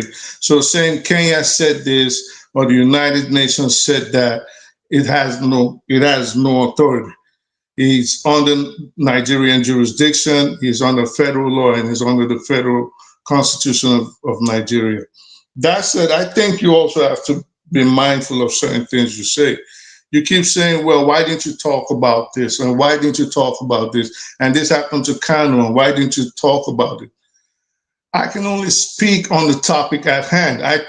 I know a lot of y'all on here like to just go all over the place when you're discussing, but I can only speak directly on what we're discussing. Now, if you say Kanu's case, it should have not been sent back to the High Court, I don't know how you think that's possible. The only reason the judge sent it back to the High Court, I keep conflating high and district court because I have to think of Nigerian and American courts. So if you say they sent it back to the Nigerian High Court, it was because part of what he sought was affirmed in part, and then part of what he sought was denied in part. It's there. You see it in the ruling. I understand maybe you might not understand the legalese behind it, but it's there. Most of it is just, and it wasn't even a long ruling. I think it was only like, 2 or 3 pages, right?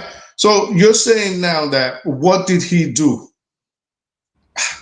KJ, I mean, no matter what I say on this with you right now, it's like we're gonna bump heads and go into conflict. But the bottom line is, listen, as a neutral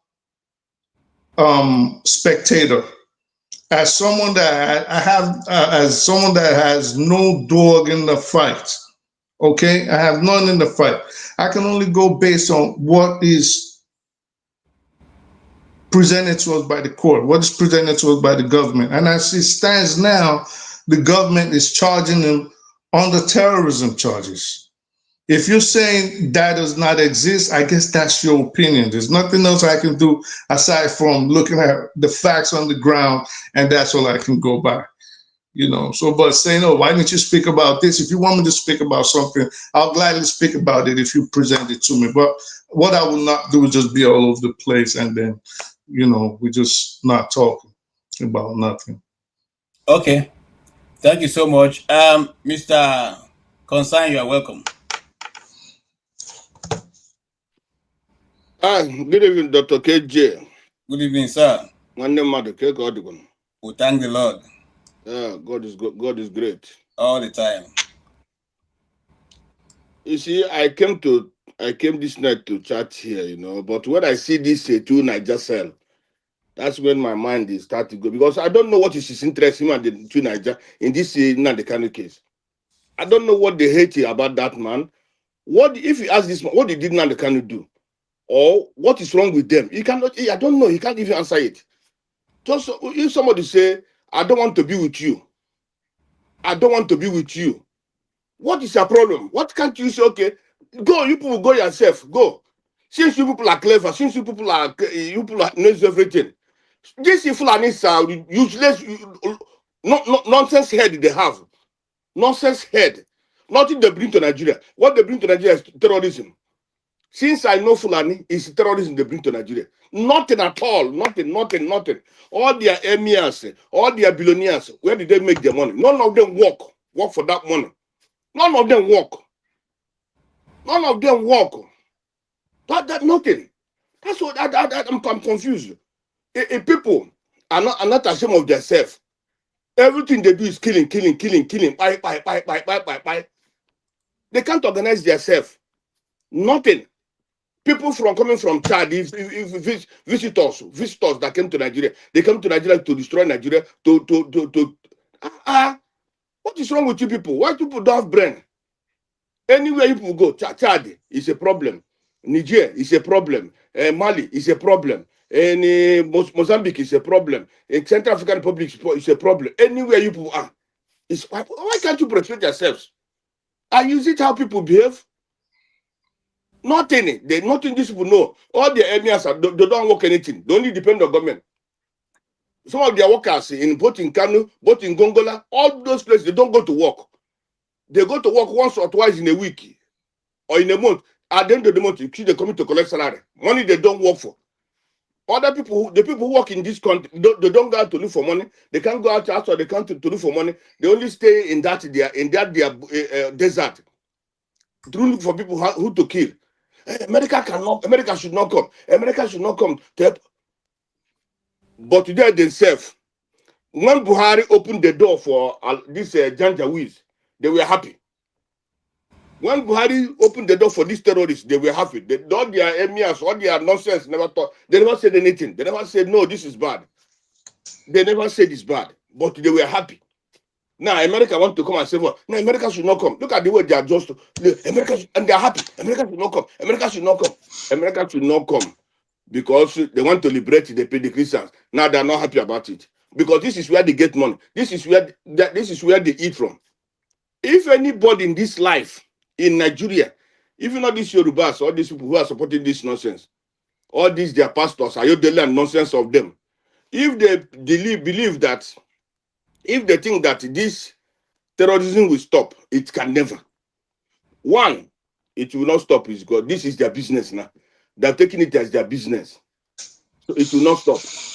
They have terrorists are holding some villages and everything, collecting tax. It will not stop. Their emirs, all of them, this is their business. They hope these children, when you want to kill them, they say, you must not kill them. This is our children. Your children are criminals. Your children are terrorists.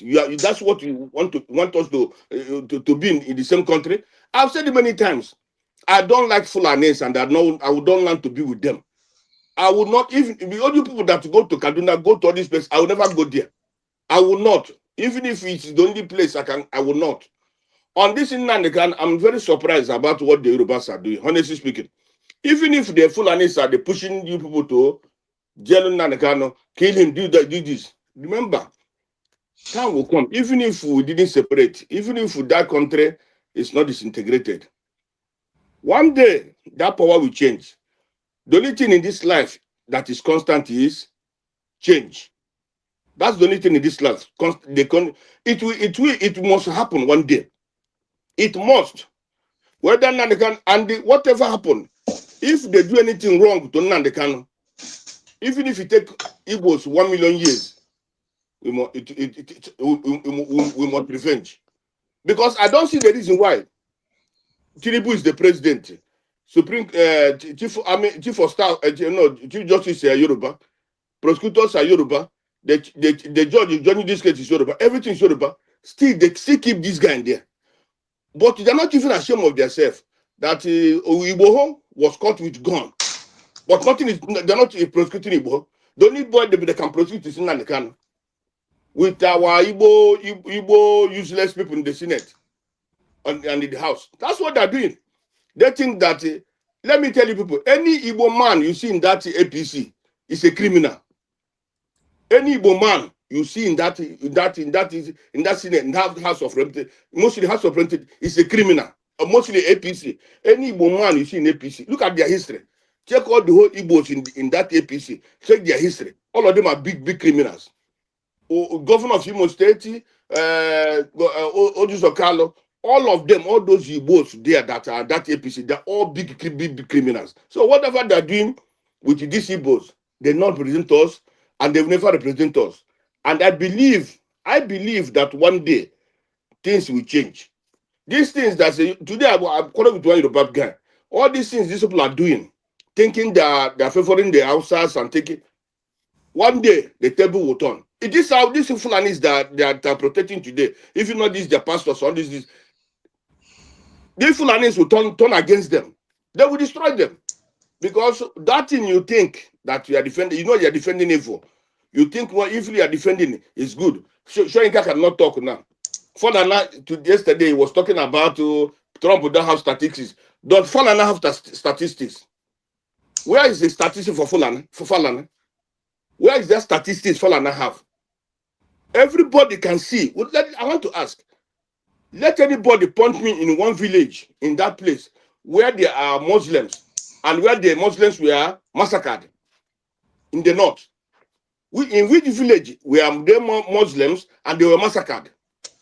All the massacre is in Nigeria is Christians. In Benue is Christians. Even in Nasarawa is Christians. No village that have been massacred that is what they call it, Muslim village. All those displaced are Christians. So what are we talking about? Tinubu himself went to America said that the Christians have been killed. The other name also, the other one also, the chief of staff, what is that? The one is army security chief for what? National security advisor. He went to the Americans asking them to go and help them in Nigeria. So what are we talking about? All these things, the people, I'm ashamed. I'm ashamed, honestly speaking. These people that open their mouth today say there's no massacre of the Christians, there's no this, and then whatever they're doing, as they're doing this, they're shooting themselves on the leg. Because they think that Americans are stupid. America has all the statistics. They have it. They have it. It's with them there. So what is this? Not even from television. They have the statistics. They have their same. They have their ambassadors. Not only the ambassadors.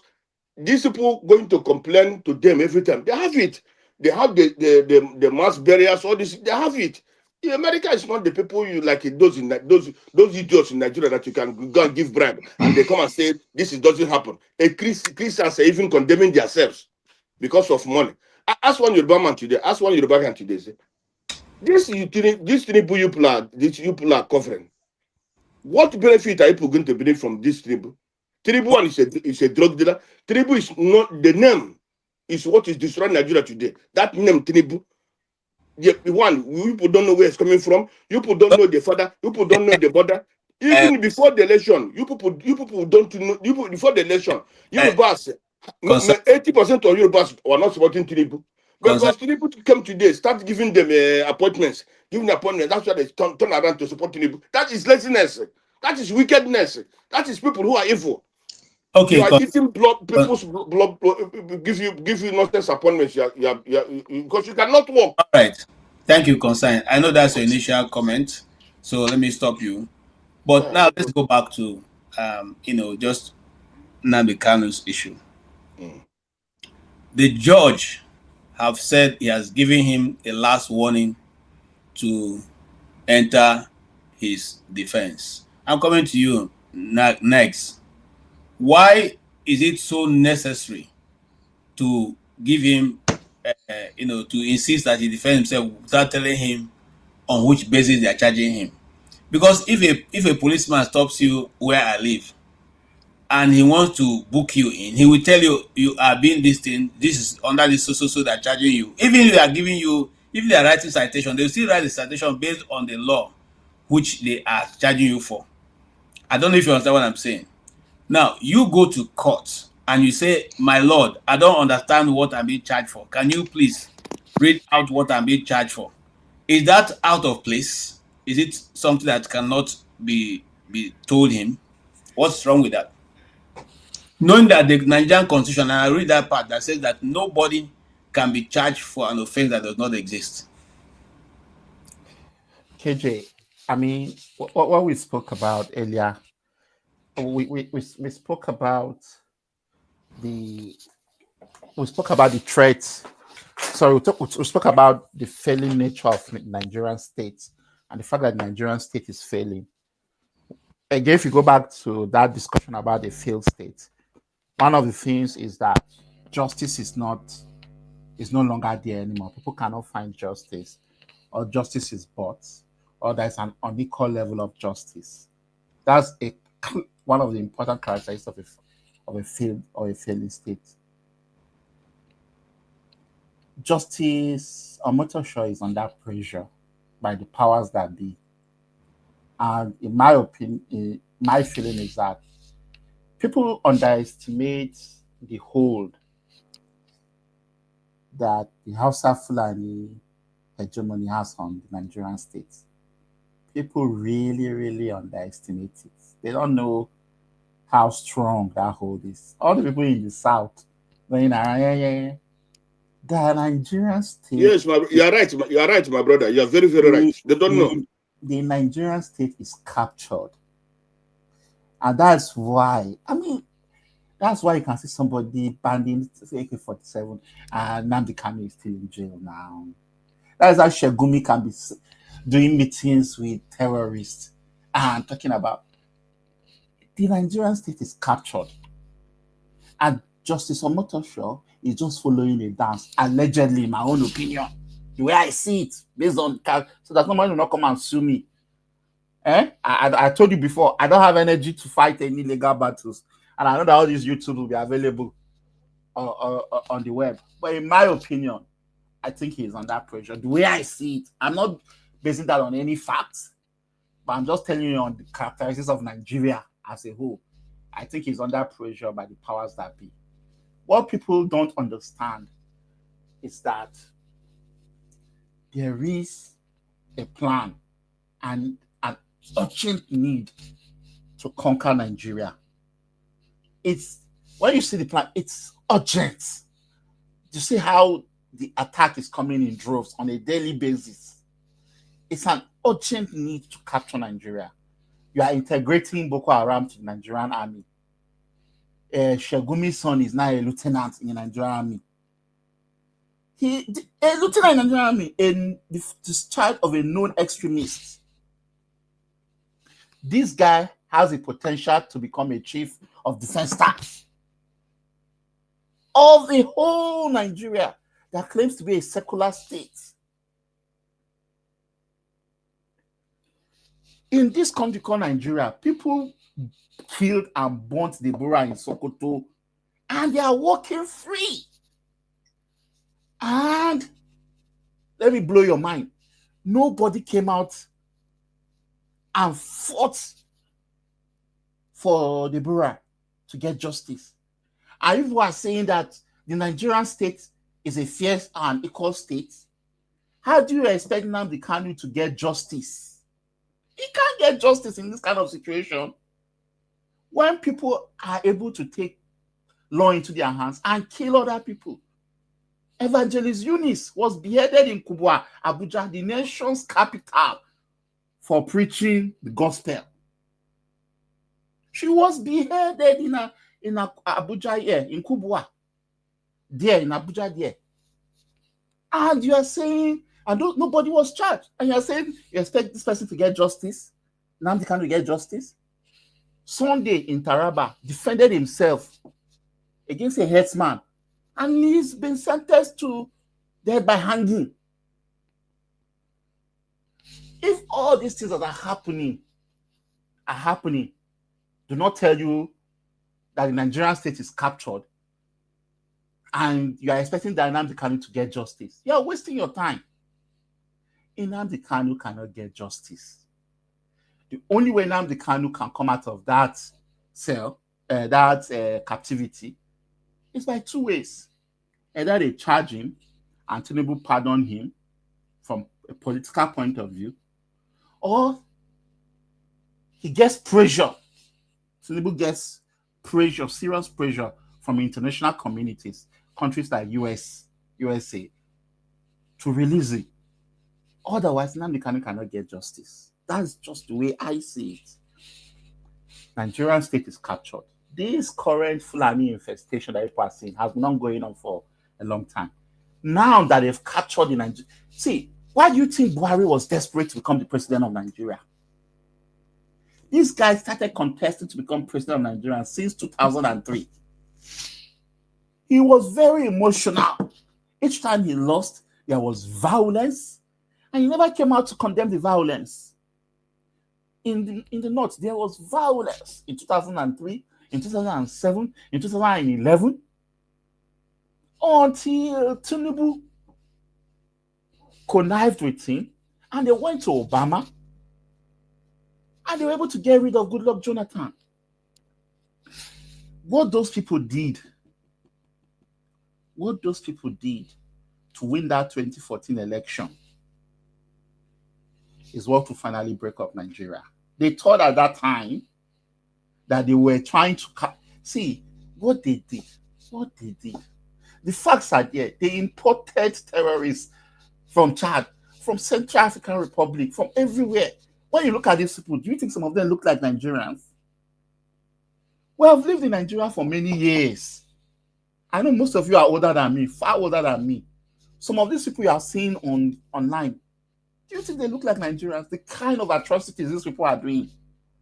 They are ripping pregnant women, fetuses out of pregnant women and killing them. I didn't hear about that until these people invaded Nigeria. Recently, I was watching a video of a man that was confessing. He was caught in Benue on how they took him to Chad and then to Niger. And they told him that they want him to be their main point to cause insecurity in Taraba State. That they had 4 states that they are trying to destabilize and take over. Just Plateau, Taraba, Benue, and Nasarawa states. And unfortunately, you are muted. I think you are muted. And those were the 4 states around the North Central area, that are predominantly Christians. And then when you add the other states, so that nobody is free. Those people, there was a plan. They said he was saying it to them that they've asked them to go in and cause. He was bargaining with them. He told them 1 billion naira. They now said no, they'll give him 50 million. They now said no, 750. They now say 350. He now say he doesn't want the money. And this guy was caught and arrested. But we've not heard him pointing fingers at the people that were trying to get him to commit those atrocities. There were no arrests. There is nothing. Isn't that a failed state? How do you expect Nnamdi Kanu to get justice? It's not possible. So let's talk about the law part of this whole thing. I think you are muted. The law aspect of this whole thing. Yes. Talking about the law aspect of this whole thing. The law aspect of this whole thing is that law that they are using to charge Nnamdi Kanu, that law has been repealed. That's what I'm saying. That law has been repealed. So what is something else? How can you charge somebody based on a law that has been repealed? And you say, just make your defense. Why are they in a hurry to charge him and to convict him? Why are they in a hurry? Then the other thing that we have to look at, when you look at the legal part, I don't want to join wars with 2 brain cells, because I know when his time comes, he's going to refute what I have said, which is in his right to refute them. But when you look at the other part, is the moral aspect that I have just explained. The lack of equivalence in justice. Nobody is looking at that. The Nigerian state has no moral right to charge Nnamdi to court based on everything that is happening in Nigeria. They have no moral rights.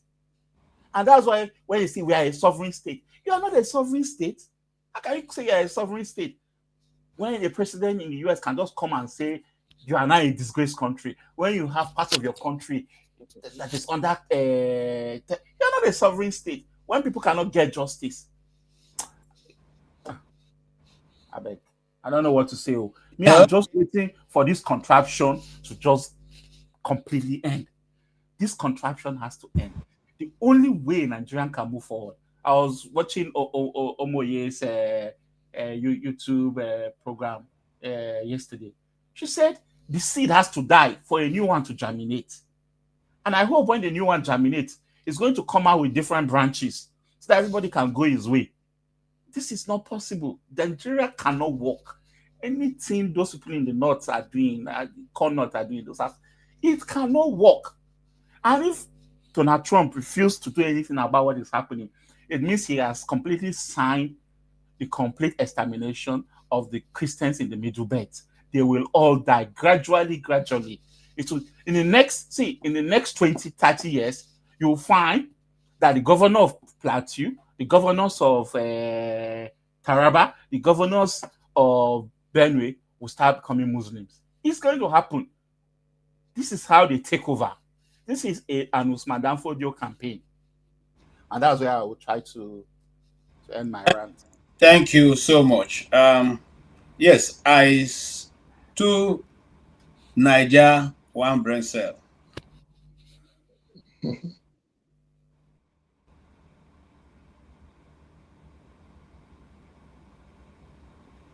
Yeah, I'm waiting for you. Yeah, mute yourself. Yeah, you keep muting me. Yeah, because vibrating. Go ahead. Yeah, but can you hear me? Can you hear me now? Yes, sir. All right. All right. So to the guy that came earlier before Nogu, he said everybody is Yoruba. Not you, Nogu, the guy that spoke before you. He said everybody was Yoruba, and why is basically the case taking so long? And Nogu also said, why are they in a hurry to convict him? Now, which is it? Like, what do you guys want? You want a speedy trial, or you want things to slow down? Because if one person is complaining about the fact that the case is taking so long, and then the other person is saying, well, they're in a hurry to convict him. You have to also remember, as this case proceeded, Nnamdi Kanu, of course, let's start from here. The Nigerian prosecution, the government's prosecution, like I've always stated on here, I've stated this numerous times, people watching or listening can bear me witness, that the prosecution of the case has been appalling. It has been dismal. There's no denying that. But also, in saying that, we also have to agree that Nnamdi Kanu himself has also been employing a bunch of delay tactics as this case went on. Dramatics in the court, filing cases outside the jurisdiction of the court, going over the case, asking judges to recuse themselves, refusing to speak in court, disrupting. I mean, it's just, this whole case itself has just been in shambles, except someone that wants to deny it. It's just been a bunch of shenanigans on the defense's part and on the prosecution's part. A judge, at least one judge, recused herself. Another judge, on Nnamdi Kanu's request, another judge refused to take the case. Now we have Justice Omotosho right now, whom the case is in front of. I want to ask you guys, what do you want? And I think it's a question you guys really need to ask yourselves. What do you really, really want? Do you really want justice? Do you want law and order? Or do you just want a favorable decision just based on whoever your sentiments lie towards? Because if you're saying, for example, that, and of course I do agree with this, that bandits and terrorists from the north should be charged, should be arrested, charged, prosecuted, and obviously you would love them to be sentenced. And I don't think you will deny that they have carried out terroristic actions. Why then, and even in some cases incitement, why then now wouldn't you want the court or the law to run its course with regards to Nnamdi Kanu? I think I did. We get all kind of, for example, you said, the other question you put, I wrote it down here, hold up. Okay, Noble, you said something about the case being repealed, and KJ said the same thing. But I just the act, not the case, the act being repealed, the act which is being charged under. But I just checked it, and that's not what it says at all. It says the act was repealed in November in 2011.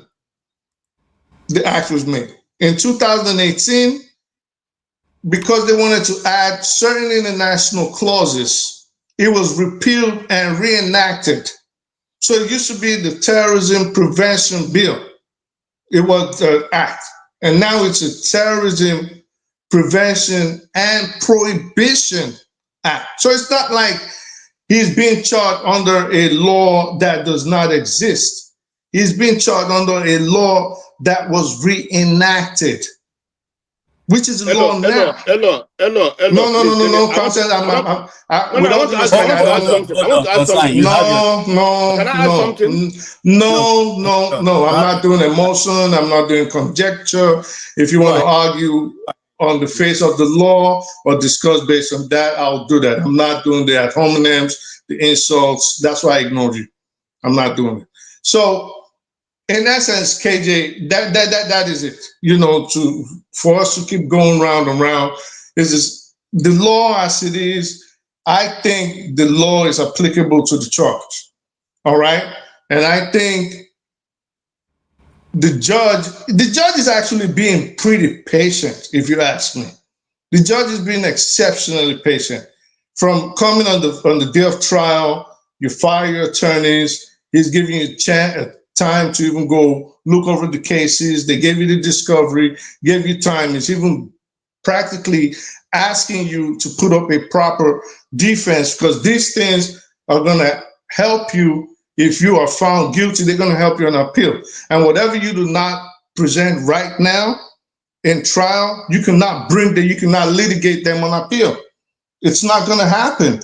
So I think that is why the judge is being patient and is trying his utmost so he doesn't feel like he gets railroaded. Because if, for example, he has any constitutional claims to how he was convicted, which I think he will be convicted, if he has any constitutional claims, if he does not bring them up right now, he cannot bring them up on appeal. You cannot relitigate a conviction when you did not address those issues at trial. So I think the judge is actually pretty patient with the way the case, with the way he's handling Nnamdi Kanu up until now. Okay. So if we ask you, say the judge is being pretty.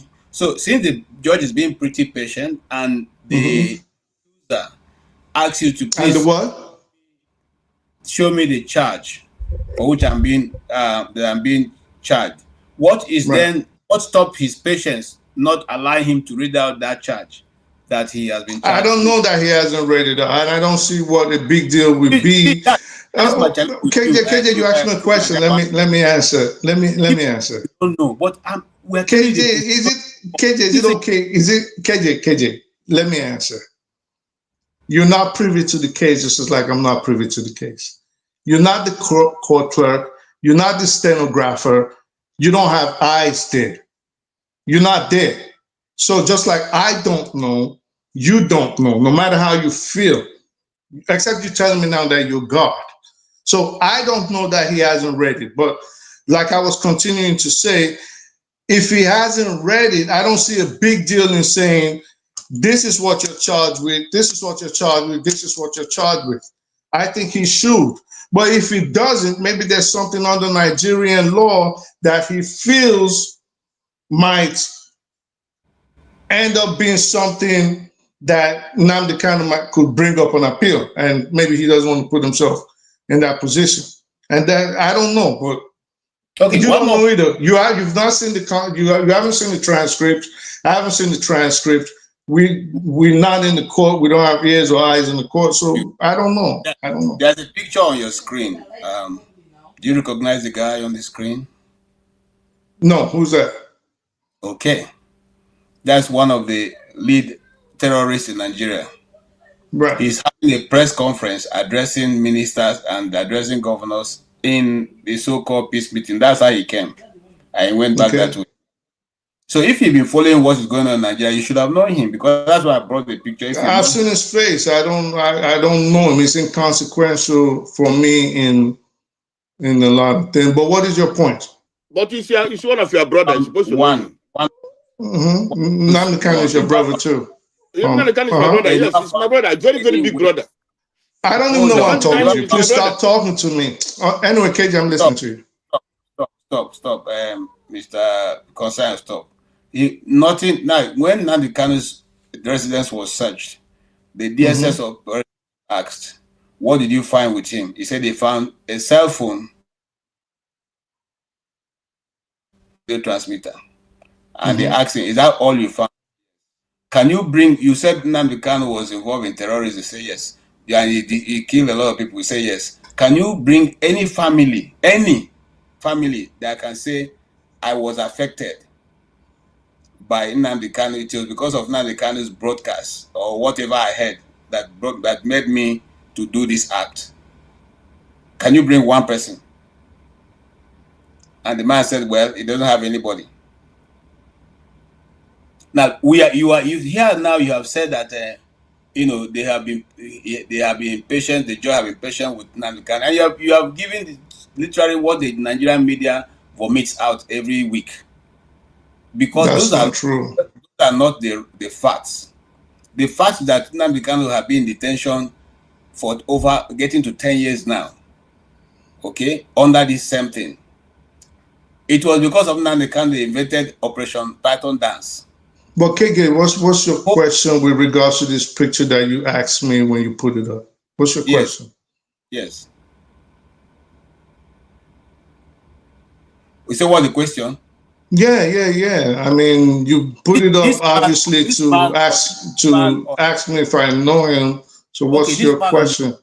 This man on the screen, Nnamdi Kanu, who should deserve to be walking freely and the other person being in detention? All right. So if you've heard me, this is why I said we have to separate emotions, or a lot of y'all need to learn to separate emotions when you're talking on this case.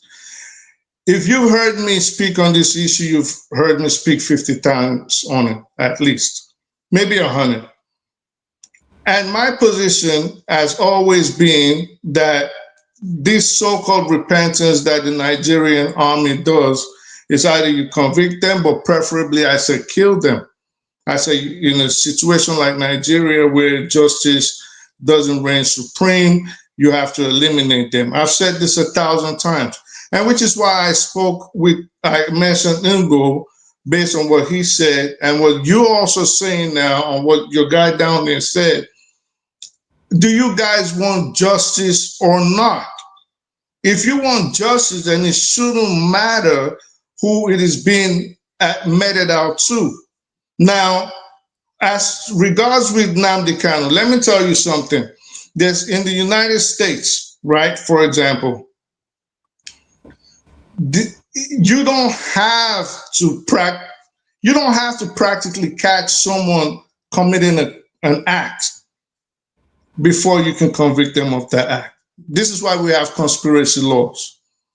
So if you found Nnamdi Kanu with a radio transmitter, right? And what else did you say they found him with? Then you have to prove that those instruments he had, he used them to violate the law. In the United States, free speech is not against the law. But if free speech turns into incitement, you don't have to necessarily be down there shooting people or blowing them up or killing them. But if your free speech, the speech you made led someone to commit an act, this is why in the United States, once if Kanu Nnamdi was in the United States, for example, the courts will follow what is called the Brandenburg Doctrine. It's the Brandenburg approach. Now, the Brandenburg approach is what you would use to decide whether his incitement or his inciting speech led to the loss of lives and property. It comes under Brandenburg versus Ohio, where this KKK guy, he was claiming, well, it was free speech, what I did was from 1969, whatever. But yeah, so sometimes your free speech might actually be in violation of the law. Okay, we saw it in Nuremberg, for example. I need to stop you.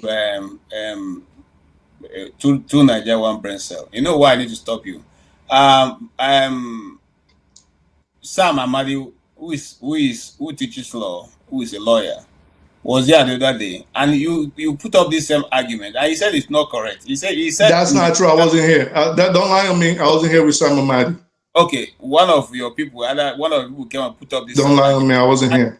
And he said, okay, sorry if you are not the one. He said this is not correct. He put the correct listing.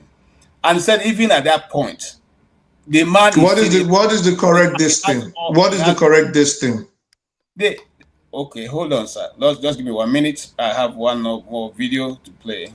So no. KJ, don't run away. You just said he put up the correct listing. What is the correct listing? You can't just speak in abstracts. But tonight, he's not a lawyer. You could give him the opportunity.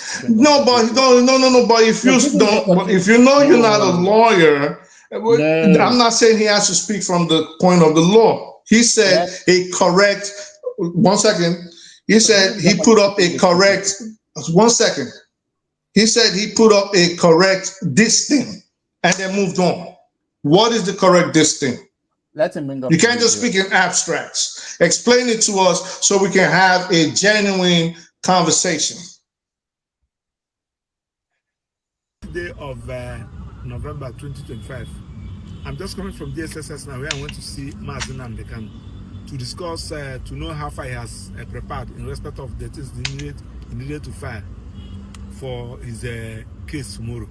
But surprisingly, he told me that after the proceedings of that yesterday, he pleaded with the DSSS that they should allow him to do the necessary affidavits and the filing he needed to do in the court. They said no, that they should get to the office first, then he can now come back. On reaching to the office, he asked them that let him go back. They said no, that he should leave it today. That since morning till the time I came, I went there around 3. They refused to take him where he's supposed to do the affidavits and the necessary papers. So thereby frustrating him for his case tomorrow. And you know that he's representing himself. And there are some affidavits he needs to do by himself. So you cannot see how DSSS are frustrating Mazi Nnamdi Kanu. Tomorrow now somebody will start writing rubbish that Mazi Nnamdi Kanu don't want to do his matter. You see, and we continue to plead that, please, court, to send this man to prison, to Kuje prison, where he will have adequate time. He has no printer, he has no laptop, he has nothing, absolutely nothing. Before he will do anything, he must go to a business center. And the court said, allow him access. They refused. I don't know what is going to happen in court tomorrow. Just to update you. Thanks and God bless you.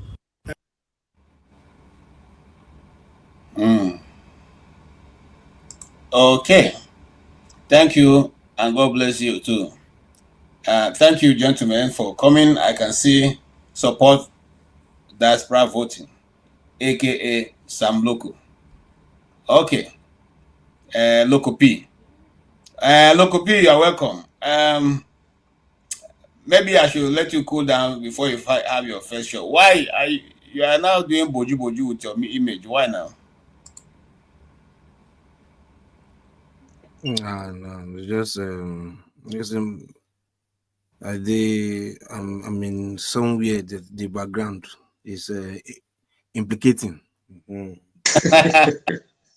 Okay, you're welcome. Let's maybe why you have listened to what we are discussing. The case coming up tomorrow with Nnamdi Kanu, and up to this moment, he has not been able to put his defense together because of what he wants to even present. They have refused to allow him access to go to do affidavit or even print out what he has written, he has written, he wants to submit to the court.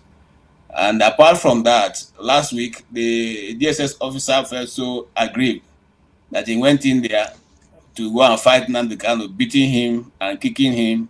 In fact, it took the intervention of his colleagues to save Nnamdi Kanu from further harm. The question we ask is, what has this man done to deserve so much punishment? All that's meted out on him. Refusing to allow him go have himself treated, refusing to allow his visitors, people to visit him, to even give his lawyers access. As you have heard, his lawyers, it was so frustrating because when they go to DSS office where they go to see him, they will ask them not to go with paper, not to go with phone, not to go with biro, not to go with nothing. So you go and talk and come back, and whatever you remember is what they're going to write and bring to court. Is that the way justice is done? Because I'm beginning to believe that maybe there's something more terrible that Nnamdi Kanu did, which the Nigerian government have not told us. Why all this is perpetrated on him? What do you think? Well, hello everybody. For me, yeah, you might say because of the way the federal government been treating other, criminals of his status, because I believe he still has terrorism and treasonable offenses on his head.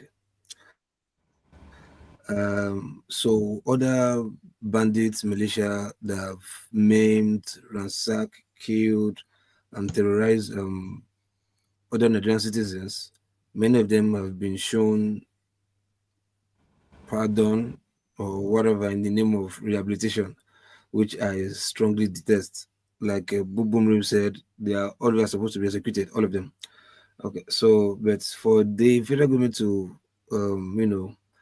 show them mercy by rehabilitating them, allowing them to come to society back, Kanu's case should not be different. You understand? That is where you may say there's injustice. Then also not even if you're a criminal, for the fact that you have not been sentenced.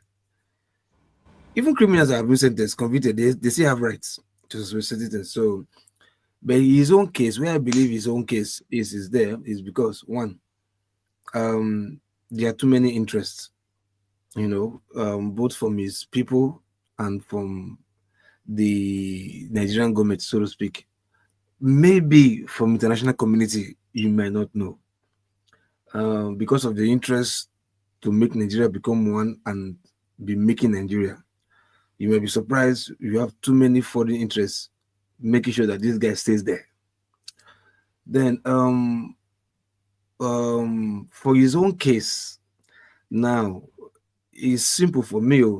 I would say, if I say you stole something, even if I'm lying, yeah, and the judge did not ask me to prove my case because I'm the prosecutor, which is like the police, I must have written something, this and that, and present to the judge, and the judge to the court, and the court will like, okay, now this is your prosecution, defend yourself. So it is not on his Kanu's place to ask, where is my whatever, what is my offense? You stand, or rather, let me put it like this. Okay, you say you want to defend yourself. All this way he has lawyers. He had who has been going arguing over that. And I believe all those lawyers, Ejimako, and even starting from this first boy that was bleaching somehow, the first young guy, forgotten his name. It was before Ejimako came in. All of them. Ifeanyi, I wanted to remember the son because I think it was something I remember more. But Ifeanyi, I think it's Ifeanyi. From his case, from his time to Ejimako's time, all of them, they'll be arguing on something, on a case, on a criminal case, indicting case. And I don't think none of them will say, no, he doesn't have a case to answer. I think he has a case to answer. The only thing that I feel he should have done was not to fire his lawyers. Because if he goes in there by himself to defend himself, he will be seen as a lawyer. And if by mistake, because you don't have any lawyer training or lawyer whatever, and you now say something that might be in contempt of court. Hey, please don't press. I don't want to God local. That brother too, to Nigeria, they were saying something. I want to ask them because they when they ever let person talk. There's Nigerian see, come Dan, keep quiet. Just keep quiet. Dan, hold on. Listen, you don't agree. No, KJ, hold on. Dan, listen. Hold on first. Dan, listen, you there abroad, eh? So now, Revolution, hold on. We will ask that question. Hold on. Dan, listen. Dan, I don't like this way they do local. You Dan, listen. Make una they talk through. Dan, listen. You there abroad, eh? Do me one favor. You know, so you my guy. There abroad, eh? That's why they tell you now. Talk through. Just wait first now. Don't hold on. Just allow person talk. Just allow. It not cost you anything. Sorry. It not cost you anything. Now question I ask you, but sorry. Yeah, but on a very good day, if you I finish now, you ask the question. I still there to answer you. You understand? You know what I talk to? I like situation whereby we feel they accommodate each other. That is the reason why we know the go where we go forward for Nigeria. So because now they lie too much. No, listen, see, look. Now go say black, now go say now white. Dan, they're not born you the same day. What you see as 6, I see them as 9. Because that is the problem that Nigeria gets. Because you see something, instead of make you talk the truth, you go to lie the truth. Dan, I still tell you, Dan. Sorry, I want to say good night. All these type of people, sometimes I don't know where they come from. Look, it's so pathetic, eh? I don't know why we say one person bring contrary opinion. You know defeat and that is the problem where Nigeria know to go. Look, two things can be right at the same time. That is where you guys don't get it most time. Two things can be right at the same time. You can see a 6 and I'll see a 9. We are both seeing the same thing, but in a perspective, it doesn't mean we are both wrong or correct, or one is wrong, one is right. Now, understanding, that's how people move forward. You get the life. So as I was saying, yeah, look, all the charges they give them, yeah, I know terrorism. I said it here before. I said terrorism day, treasonable offenses day. You understand? And even the one that is jumped bail. You understand? I think that is where they can easily hold him on this on the drone trouser. Like, look, we allow you bail before, and you jump bail and you fled the country. That we now have to, you might call it illegally, go and bring you from Kenya and bring you back. Had it been you didn't go to Kenya and you were in Nigeria, or we pretend to forget about you and you came back to Nigeria and we adopted you, it is on record that you jumped bail. That is one. Then the other thing that you might not agree with, that he went to be illegally adopted from Kenya and brought back to Nigeria. That is another case. But that case that you were adopted from Kenya to Nigeria do not extinguish or expunge the fact that you did not jump bail to flee the country. That one is another case. But it's not a big deal though. See, no, hold on. Look. Jumping of bail is a risk. That's why they use short T. No, I'm saying compared to what he's facing right now, jumping from bail is not. Hold on. That is I brought that. Best fact that you brought that in shows me that the jumping of bail. Hold on. No, kill me fish. Hold on. If you are following the case, the Supreme Court ruled on that. The Supreme Court had so much harsh word for the lower court based on that, and the Supreme Court said that he cannot be said to have jumped bail because they, with the whole indicted the government and the army. So what are you saying? They're still saying that you say jump bail. That means you hold on. Now, KJ, see your problem, man. See your problem. You didn't assume. No, hold on first. Now, listen. Wait, listen. Let me give you a simple scenario. Yeah? It just be like, you should ask very dark man they operate for Nigeria now. Yeah? Will be see anybody get any problem. Very dark man, come and help me. Very dark man, come and help me. The guy go really somehow get the problem solved. Abi, good. But you think say that man will call very dark man for help now? If tomorrow maybe very dark man not come answer now, he can say no. I did not cry to the police because the police will not answer me. That's why I cried to very dark man. You just say court go listen to that kind of excuse. That is because of this. That's why you did not call the police. Yeah, but look, in the whole scheme of things, the bill jumping issues like right here, and then the terrorism charges are up here. So it's inconsequential, really, at this point. That's what I wanted to answer you just now before getting interrupted. Look, jumping of bail is a risk that if you jump bail the first time, you might think it's small, but I might not have the trust or liberty to leave you again. Because because it's a flight risk. Because it's a flight risk. But it's not a material fact in the whole scheme of things right now. Say he was seeking bail. If he was asking for bail, then it would have been a very material fact to say, listen, this guy already fled and he's a danger to society because he actually still propagated XYZ while he was outside the jurisdiction of the court. But it is not material right now based on this the severity of the other charges that he's facing. So if it doesn't, it's inconsequential, really. I agree with you. I didn't say, go back to my word, I did not say they are the same.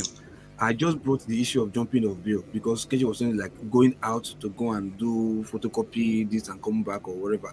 You understand? He would have allowed his lawyers to go and okay, I need this and this and I need that. You understand? But asking himself to go there and do photocopy and come back. No, they said they should transfer him to a prison where they have those amenities, where they have like typewriters, computers, where he will have easy access to his lawyers.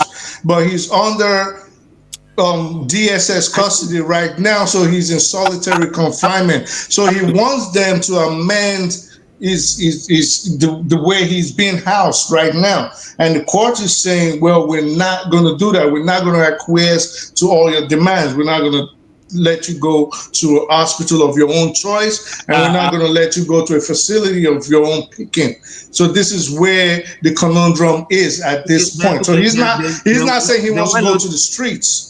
He's saying he wants to transfer. Okay, then that be the case. Why is prison? Not even remand him. Maybe they also remand him in prison. Is it DSS custody or Kuje prison? Now that's the question I want. He wants to go to Kuje, but he's in DSS custody right now. That's the question I want to ask Mr. True Niger One Brensel. Do you stay in the custody of the DSS to attend your court case?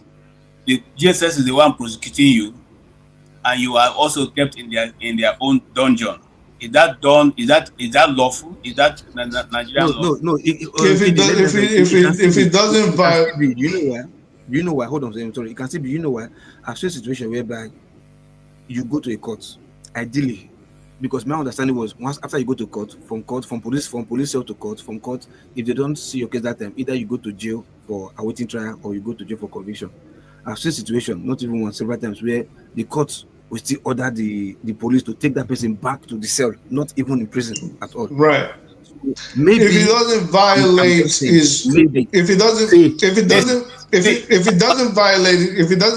his rights, the courts can actually ask him to be housed anyway. So basically, his rights. If it doesn't violate his rights, there's no inhumane conditions attached to where he's being housed. He has like paper and letters, and he can receive calls, he can make calls, he can write, he can check his case. He can check case laws to defend himself. He can have easy access to his attorneys, have easy access to his family, things of that nature.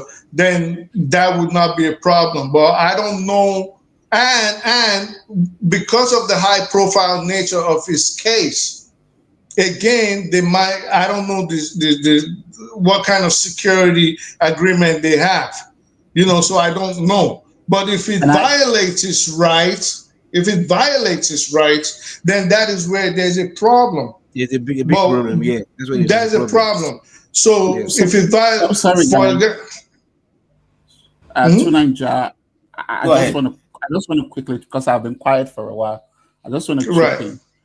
And I think the first thing I want to say, if you just permit me without interrupting, is that we all live outside the shores of Nigeria.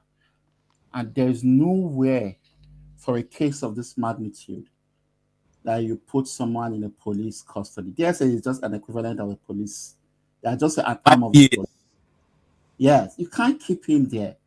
And considering the fact that he's defending himself, he needs access to make research, just like you say, case laws, access to everything that he needs to defend himself.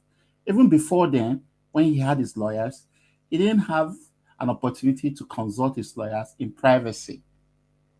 So I just think when you look at the moral aspect and the justice aspect, he can't be in DSS custody for months or years. It doesn't make any sense. Either you transfer him to Kuje prison or not. Now I'm going to bring another equivalence. I know most people in Nigeria don't like equivalence. People like to have short memory. The other equivalence I wanted to bring was the guy that orchestrated and bombed the church in Madala during Goodluck Jonathan's the peak of Boko Haram. When this guy was finally arrested, this guy was transferred to Kuje prison. Yeah. And it was from Kuje prison that this guy was coming to defend his case. This is somebody that committed a terroristic attack on the Nigerian state that cost hundreds of lives.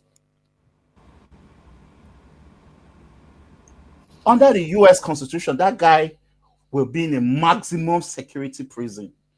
But the guy, obviously, they call Kuje maximum security prison.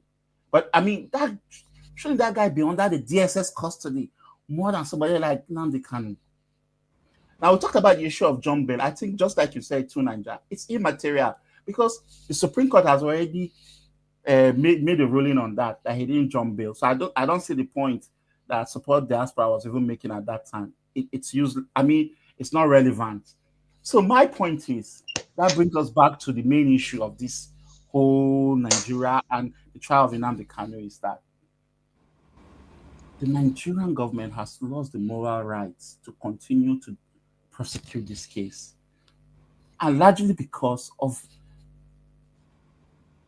the injustice and the false equivalence in how they've prosecuted this case. We can clearly see in open daylight how they've treated more dangerous criminals compared to how they've treated Nnamdi Kanu. You can't build a society like that. It's not possible. Why are we wasting our time? I mean, what's the essence of this whole shenanigans? If you want to try Nnamdi Kanu, then you have to try everybody else. If you don't want to try Nnamdi Kanu, then you don't try everybody else. It's obvious that's how it is. If the Nigerian state wants to be taken seriously like a civilized society, which we definitely are not, then we should behave like a third world country that we are. But if we want to behave like a civilized society, then everybody should be equal under the law. All right, next. Your camera is off. Sorry. The Nigerian state has lost the moral right to continue to try this case. And I know we are coming to the end of this discussion. My point is, the Nnamdi Kanu case is just a clear example of how the Nigerian state has failed in administering justice. And when you compare that to everything that is happening, it's unfair. And then when you look at this whole bigger picture of what we are going through at the moment and the existential threats to our country, I just feel like they are bothering themselves on things that are not relevant. I'm going to say one way to acquiesce a significant proportion of the population is to bring this whole shenanigans to an end. If not, you cannot have a safe society. It's not possible. Which is what I wanted to ask you. So I want to say, are you saying, because I would assume that all of us on here believe that everybody should be equal under the law. And we all agree that justice should be meted out accordingly, regardless of creed, sex, tribe, and all of that good stuff. So, but what I'm not understanding is, are you saying that Nnamdi Kanu should not be prosecuted at all because he hasn't committed a crime, or you don't think he has committed a crime? Or are you saying, well, I think he probably has committed a crime or has committed a crime, but because others have been let go, then they should also set him free. Now, if the latter is your position, at what point do we have a system where there is law and order, or justice even? I mean, that's a very perfect question you've asked, and I understand what you're trying to ask. At the time we started the discussion with KG, I spoke to Nnamdi's case from two perspectives. I spoke about the legality of the case, and I spoke about the morality of the case, and equity, justice and equity. Now, the legality of the case is that they're trying him for terrorism. Now, Nnamdi Kanu is arguing that he's got a right to free speech, but the state is arguing that he doesn't. But what Nnamdi Kanu is talking about here is that law that the state is trying to convict him for has been repealed. And while you guys were talking, I quickly went and checked again, and I saw that what you said was not correct, factually not correct. I just checked online while this argument was going on. It's factually not correct. That was. And that case that the Nigerian state can charge you for what you say has already been repealed. See, okay, sorry, let me correct something. Let me say something here. Look, but he hasn't answered the question, look. I was waiting for him to answer the question. KJ, listen here. This is the reduced count here. Let me say the initial charges were amended several times, yeah. While he originally faced multiple counts up to 15 in court in 2022, struck out several of them, though the core charges of terrorism and treasonable felony were ultimately upheld for trial. Current status, yeah, the court has ruled that the prosecution established a prima facie case against him, meaning there is enough evidence to warrant a trial, and is ordered to enter whatever the defense. The previous ruling 2022, whatever. So, bro, look, see, I know the word is the Nigeria is acting funny, but doesn't mean that they are still stupid. They can't just be acting foolishly and just allow think Nigerians are fools. You understand?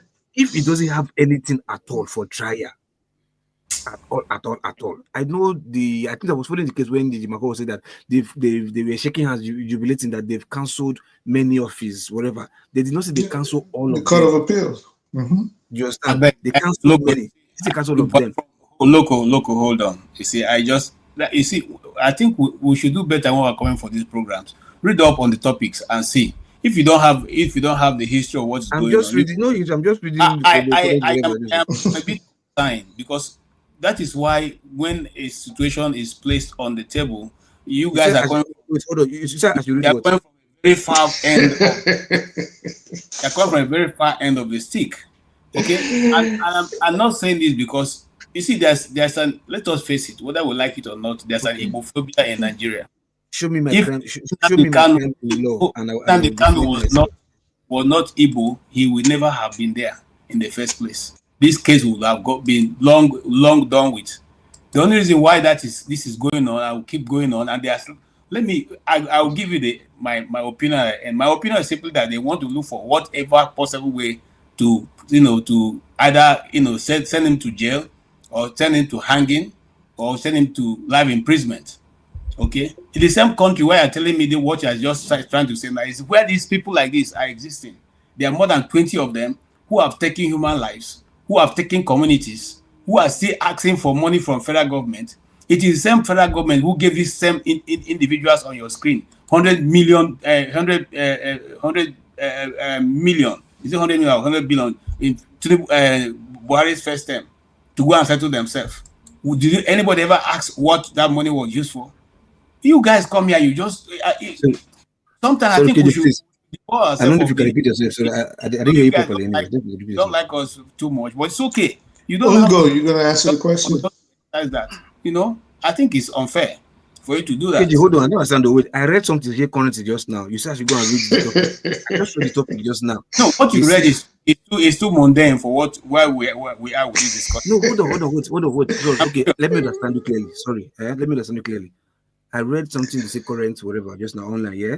And you said I should go and read the topic of discussion. So I read it just now. He said, show me my case, show me my offense, and I will defend myself. Abi, was that not what is the title is reading? So I'm saying currently what I'm reading online is that the current case that most of them have been struck, that probably is still on for treasonable felony and terrorism. So are you telling me no that those cases have still been squashed or what? Local P. What is terrorism? Local P. Local P. What is terrorism? What is somebody is terrorism? Can you give me the full definition of terrorism? And then see where Nnamdi Kanu came into the terrorism. Okay. My understanding, for what I've been following this guy for a long while. Yeah. Hold on now. Just the way Simon Ekpa was charged. Forget about Simon Ekpa. Ask a question. Tell me what is the definition of terrorism? If you ask me a question. What is the definition of terrorism? Forget about where this man is coming. I said, what is terrorism? What's the definition of terrorism? Terrorism. And how Nnamdi came into terrorism? Yeah. Terrorism is the act of terrorist. So did Nnamdi Kanu commit terrorism? Is he a terrorist? Okay. Yeah. Now your problem now. I tell you, answer question just now. You defend me. I say just the way, they use law to catch someone Ekpa for a mature man like you. Look at a mature my friend can't sleep. A mature man like you. Don't tell me don't wake up this night. Only to talk about Nnamdi Kanu. Don't you say Nnamdi Kanu is doing good for you? Now, if Nigeria divide today, you can even come back to your own country and they last very well. That's saying that useless Britain you are. That's that, my friend. Your problem is just listening. Here's your problem. When person not good, you like to insult person. I just go somewhere just now. Because you're talking something to somebody. Just quiet, friends. If I finish, if I not correct, makes sense. Come back to me. Just quiet. Correct you what? Now I tell you, I say just the way they hold someone Ekpa as offense for something way happen for Nigeria. It's not my question. That's not my question. Ask what is terrorism now. Define terrorism for me. Define terrorism. I say it's an act of terrorist. I think it's an act of terrorist. Did Nnamdi Kanu commit terrorist? He said terrorist. You're quite first. You're mad. You're mad. Come on, get out, my friend. You're very mad. You're mad. Yeah, sorry, I call you there. Just hold on. In the same vein, in Niger, in Zamfara, in Plateau, ask your question. Kaduna, in Yobe, in Borno. We're only talking about Boko Haram. Boko Haram is just a tip of the iceberg. There's a full-scale war going on. And the blackmail of the Nigerian state by the Nigerian military is shameful. They said they do not have enough armament. And people listen to these false narratives. They are lying. They are liars. I repeat, they are liars because I am a participant. I am a participant in this war. I fight on the side of the government of the Nigerian state, in Plateau, in Niger, in Anambra, in Imo, in Abia, and in Rivers State, and in Abuja. Today you are traveling to Kaduna on this road. It's not the army that made it possible to travel for you to travel to Abuja, or travel to Kaduna, vice versa. It is my men, employed by the government of the Nigerian state, stationed in Niger. Today you go to Baga, you go to Chirolo, you go to Wase. We have lost so many men, and we do not use in all this engagement. We don't even have 1% of the armament deployed by the Nigerian military. 1%. And we have had resounding success. So this blackmail must end. They have enough resources to fight. Instead of fighting, they are busy stealing. They are busy making the government to spend unnecessarily. I don't know why you don't make me answer this question. Okay. Thank you. Hold on. No. Hold on. No, he asked me a question now. Did fair. No, did fair if you do this thing. Because you don't want to hear them. Did fair. Better ask me a question. I don't want to give an answer. See the reason why you say no make an answer. You bring video come up. Not see the moderate. I don't understand. I am no. Don't say that. You are. No, don't see the moderate. I ask you now. Don't let me take an action that you know. Like I beg you. I don't care. I don't understand. I think you if you sit down for this place at the end morning, why you talk? I can't say that. You try to say don't take an answer. If you take question, I call it cry. I don't understand. You see, as I respect you, so make you take respect me. I'm moderating this program. Hold on, you moderate exactly. That's what I give you the time to talk. I let you talk. If I say you shouldn't talk, then wait. That's how it is. As you cut, you don't tell me when you want to talk. Without even excuse now. You say you respect me. No. You don't tell me when you want to talk. I am the one moderating the program.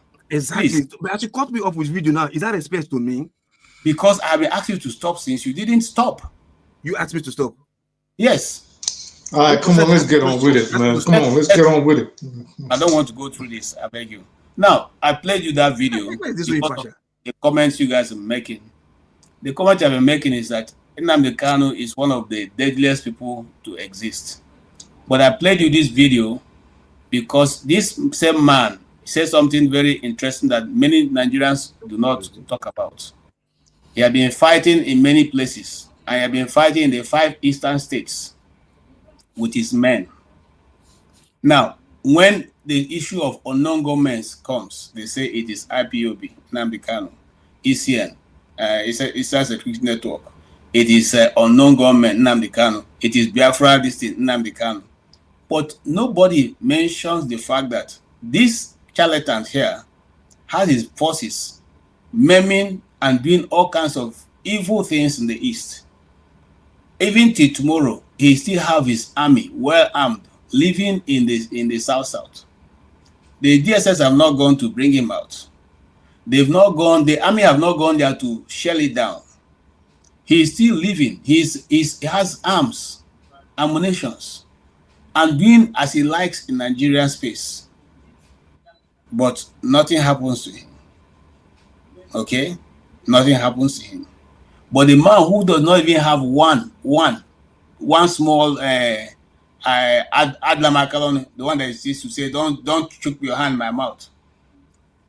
They put him in a dungeon for 5 years. And you people come, you sit down, you find it very interesting to say that the man, the man has done what he did. He's sitting in the dungeon by himself. He sees about 1 hour of sunlight every day, every 2 days. And you think you can justify that by which means? Which means? Sometimes these things really angers me. Why? Why do you think that can be justifiable? Have you ever stayed in a room where if you move your hands, your 2 hands are touching the walls? Have you ever tried sleeping in such a room for like one week and see what it does to your brain? I don't know. And you guys live in KJ, how do you know that's where he's at? He just rant. They like say you get fat with you talk. Look at that. KJ, Dr. KJ, that's what I want to show you here. You know to attend by this thing before. If you come and I just quietly come out to you. I don't get that power. What's your problem now? What's your problem? Let's not fight this. You see, I think you don't go there. All right. You say if you Dr. don't like KJ. Yes. You see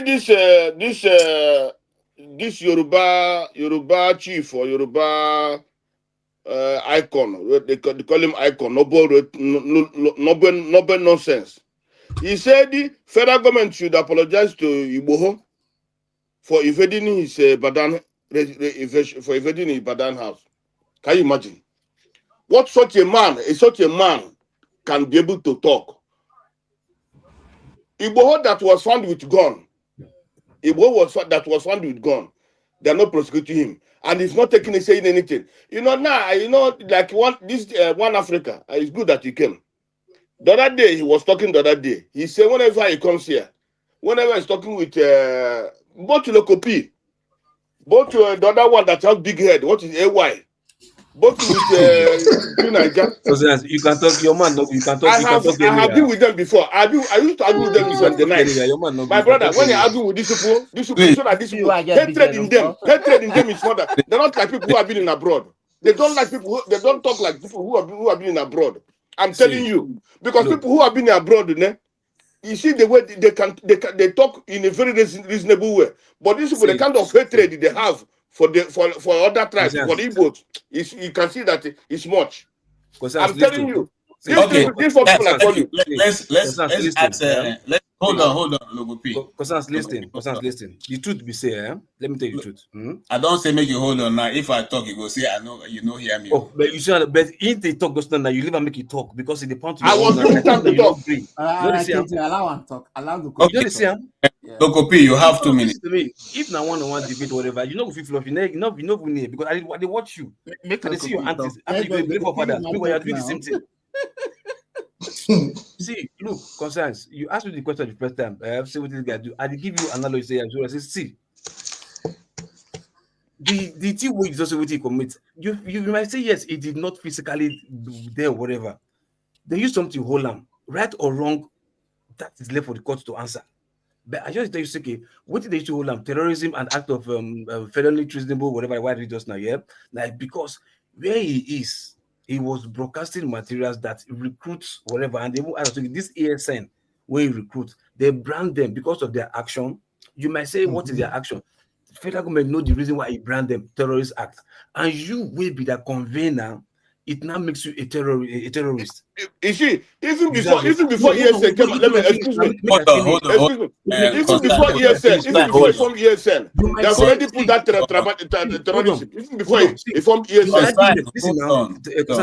Listen. Your argument might be he know was rich waiting or he know near waiting this monkey where he played us now. Started the couple.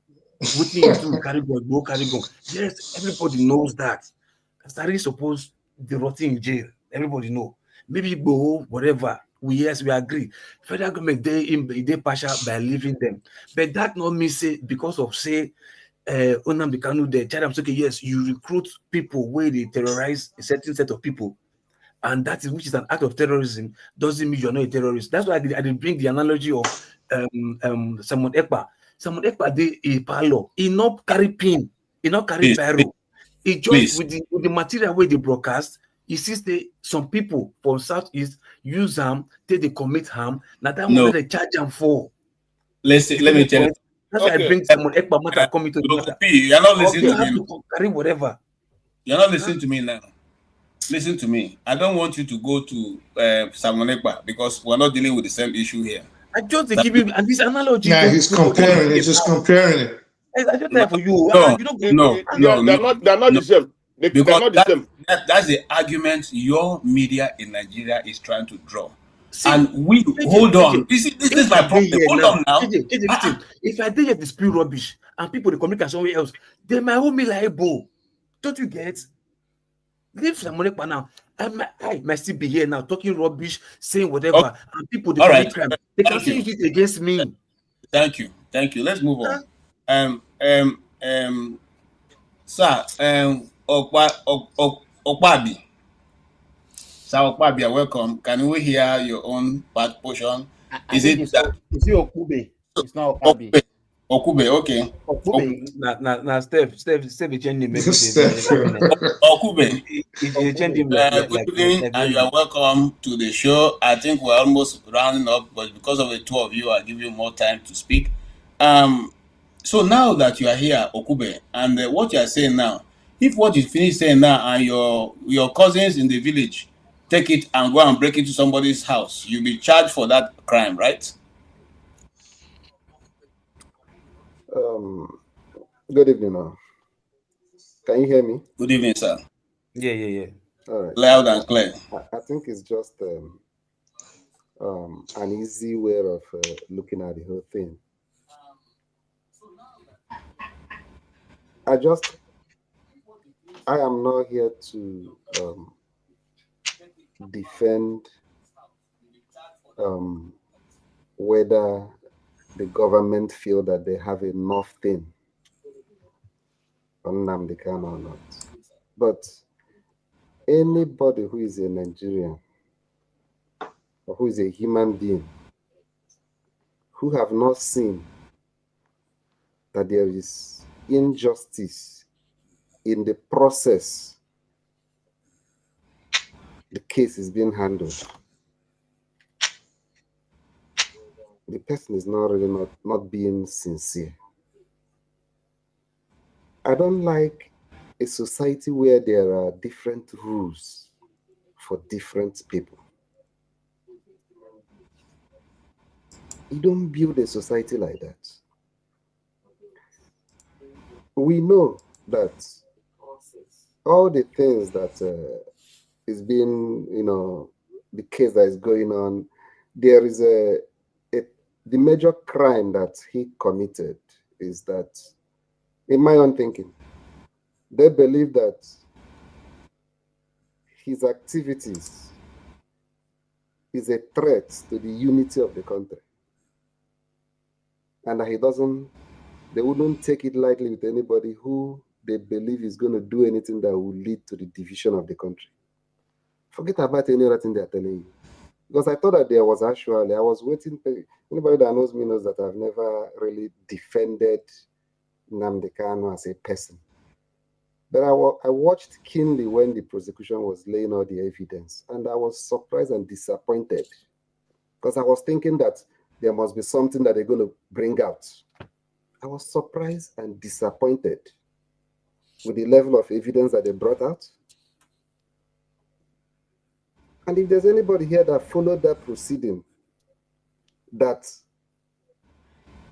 is not surprised that kind of when they finished their laying the evidence, didn't have this kind of feeling. Is that all? I'm not saying that those things are not strong, I don't know how to put it. I mean, I expected something more.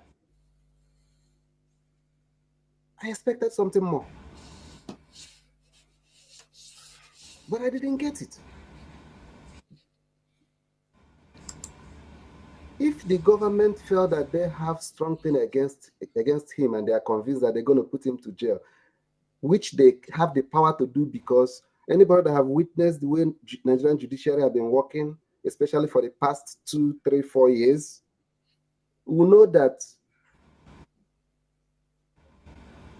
no matter the kind of, even if they give him the freedom to defend himself, even if they make the provided convenient and conducive environment for him to defend himself, if they want to jail him, they'll still will jail him. Because there's no judge that will make any pronouncement without calling the authorities to say, okay, this is my verdict. It's only if they okay it that he's going to pronounce it. So why can't they even pretend that there is fairness?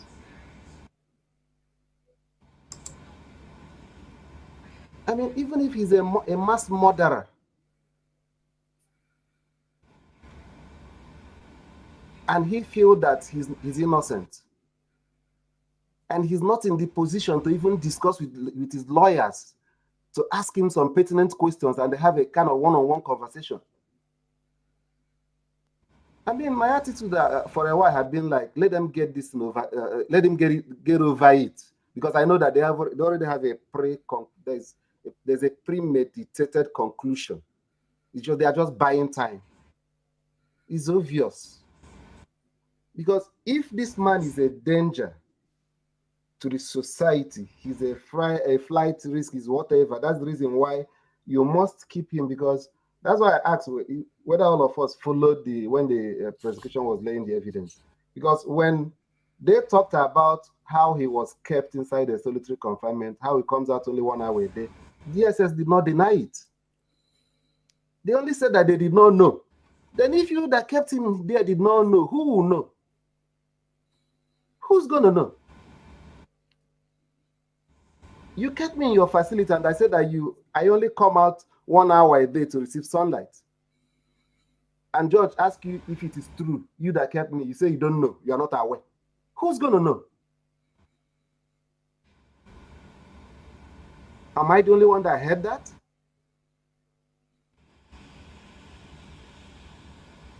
So when the man said that he's going to defend himself, I don't even believe he's even in the mental state to even defend himself to start with.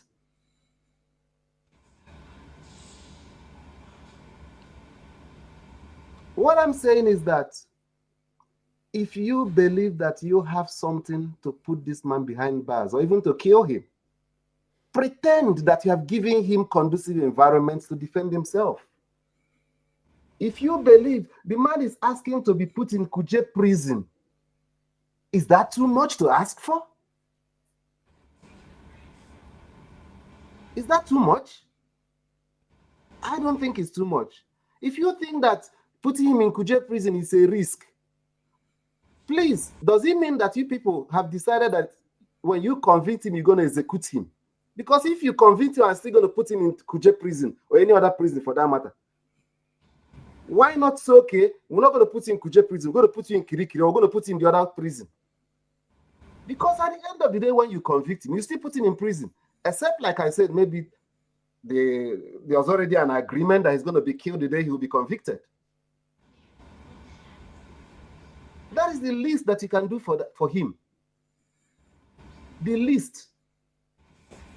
Make it possible for him to defend himself.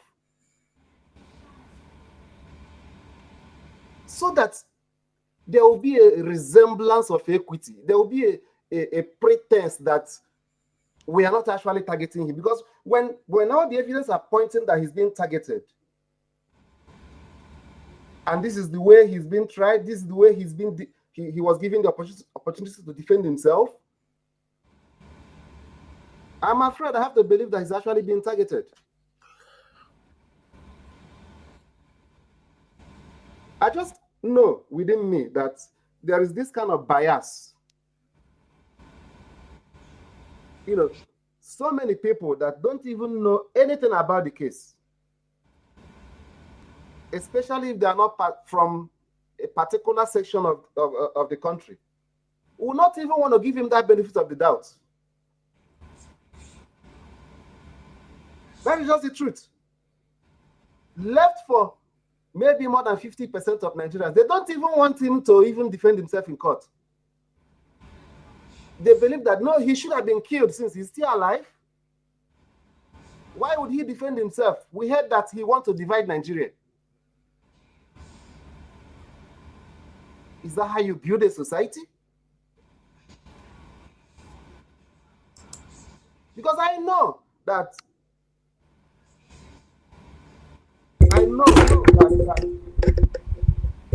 there is a reason why I'm not trying to defend whatever excesses that some people believe that ESN have caused. But there's a reason why ESN was formed. There's a reason why ESN was formed in the first place. And if you look at it, it's not far-fetched from the reason why Ojukwu had to lead the Igbos during the Biafran War. It was a call to duty. He just looked at himself as the only one who can do it. People were being killed in their farms. Anybody who is not,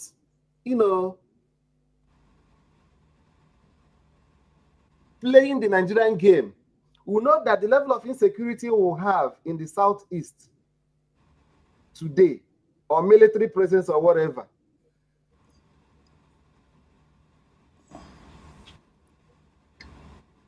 there was something that was happening before ESN was formed. Headers were attacking the villagers, attacking them in their farms, attacking them on the street. My junior sister died not inside the farm. She was just unfortunate coming back from the city at the odd hour of the night because they had transportation issues. And the herders that moved their cows in the middle of, through the streets had encounter with her. I don't want to talk about every other thing that was done to her, but she didn't survive that experience. So something must be wrong with Nigerians. Something is wrong with Nigerians. Anything that is not, that you are not directly that did not directly affect you means nothing. That is why it's convenient for somebody who lives in Lagos, who have lived in Lagos for more than 20 years, who wake up and tell you, why are they saying that Christians are being killed in Nigeria, that no Christian is being killed in Nigeria? Nobody said Christians are being killed in Lagos. Because you did not know that they are being killed does not mean that it's not some people's truth. It is some people's reality every day, or every month, or every week. Don't you think that when you are in a different section of the country where you are not affected, painting a different picture, how do you think that those people feel? The ones that are directly affected. What I shared with you now, this is the second time I'm saying it in this platform. That was a personal experience. So when you hear some of those things, they are truths. When governments refuse to do what they're supposed to do, and when people resort to self-help, most times it will spiral out of control. But I'm not going to believe the person who decided to help his people. I will not. Because somebody had that responsibility. Okay. And the person refused to do it. Thank you so much. Thank you. I think that's what you've just spoken, very, very apt. Whether you are on the side of the Nigerian government or on the side of Nnamdi Kanu, what he has explained has cut across everything. But if you don't find anything reasonable in what you have said, well, the world is not a very fair place for the blind. So I will leave it at that. One Africa. Let's hear you, sir. You've informed the argument quite all right. So I believe you know what you want to say. Yeah, I've been following the argument, and really like to address a few things. Hello, everybody, and people on the comment section, even people who will be negative, no matter what, whether it's objective or not. Two things here. I like the way this case is going. I think Nnamdi Kanu, whether by error or by error of omission or competition, is forcing this case to come to an end, one way or the other. I really like, when this happened, the media was awash about how he's making a mistake. But I think this is checkmate if you play chess. Because this idea now is they got to make a pronouncement. And, I think the Omoto Shaw or somebody, everybody knows that guy, right? His judgments are littered over Nigeria, shameful judgments, He said if he does not open his case, then they will go to whatever, adopt whatever the prosecutor say, and they have to go to judgment. Oh, I love this scenario.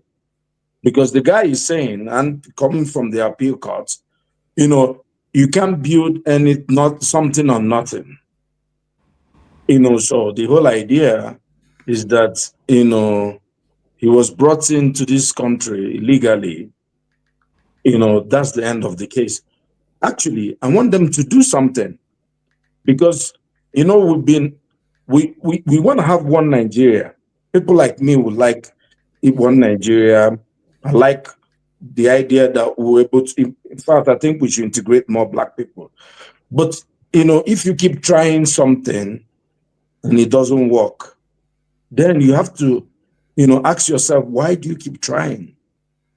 We tried Nigeria from whenever Lord Lugard is 1904 till 1967. We said, okay, we're not going to do this again. Everybody said, no. brothers will kill you, will buy you to come back. And we came back. We've tried it again. It doesn't look like it's working. And a decision has to be made. And people say, oh, no, we don't have to let foreigners make it for us. Maybe this may be a way, because I want the judge to tell Nnamdi Kanu that you're going to hang him. I want to see them do that. You know, let them, this is not Ogonio. You know, this, I've made it very clear. There, you know, in the Igbo leadership, there is no vacuum. I don't agree with, I did like Nnamdi Kanu initially, he's very knowledgeable. There are some things that I didn't agree with, but there's no question about him being the prime leader. Whether you like it or not, if he speaks, everybody listens. At least the majority will listen. I want them to go and find him guilty of whatever they want to find him guilty. Let's see what happens to this country. Because, you know, I'm getting sick. You know, when I started coming here, I tried to talk about the North. I say, you know, look, there are problems in the North. We need to get everything together. People start attacking you. Now, everybody is saying, you know, the CBN, former CBN governor, is saying, no, there's a problem in the North. Everything, you can say anything in Nigeria. Anybody can, once it's not an Igbo person saying it. This is a useless country. And you think you can shut people down? You people better get ready for what you're asking for. Because this is stupid. Even the people who are in the middle, or people who are on the one Nigeria side, you know, you're going to get what you want, because this is silly. You know, like Igbo is walking around. There's a picture of that guy with his AK-47 and all the cartridges and everything. And Nigeria knows where this guy is, and they're playing a game. And people are saying, Gumi is coming out to say, no, if you buy the terrorists, then you're committing genocide against terrorists. You know, and Gumi is walking around. We do have a list of terrorist sponsors in Nigeria, and the government hasn't done anything about the list. Everybody knows there's a list. They know the folks. And everybody is complaining, oh, Trump is coming to take our resources. Well, I want to give him the resource. If I have the key, I will go drive to DC tomorrow and give it to him.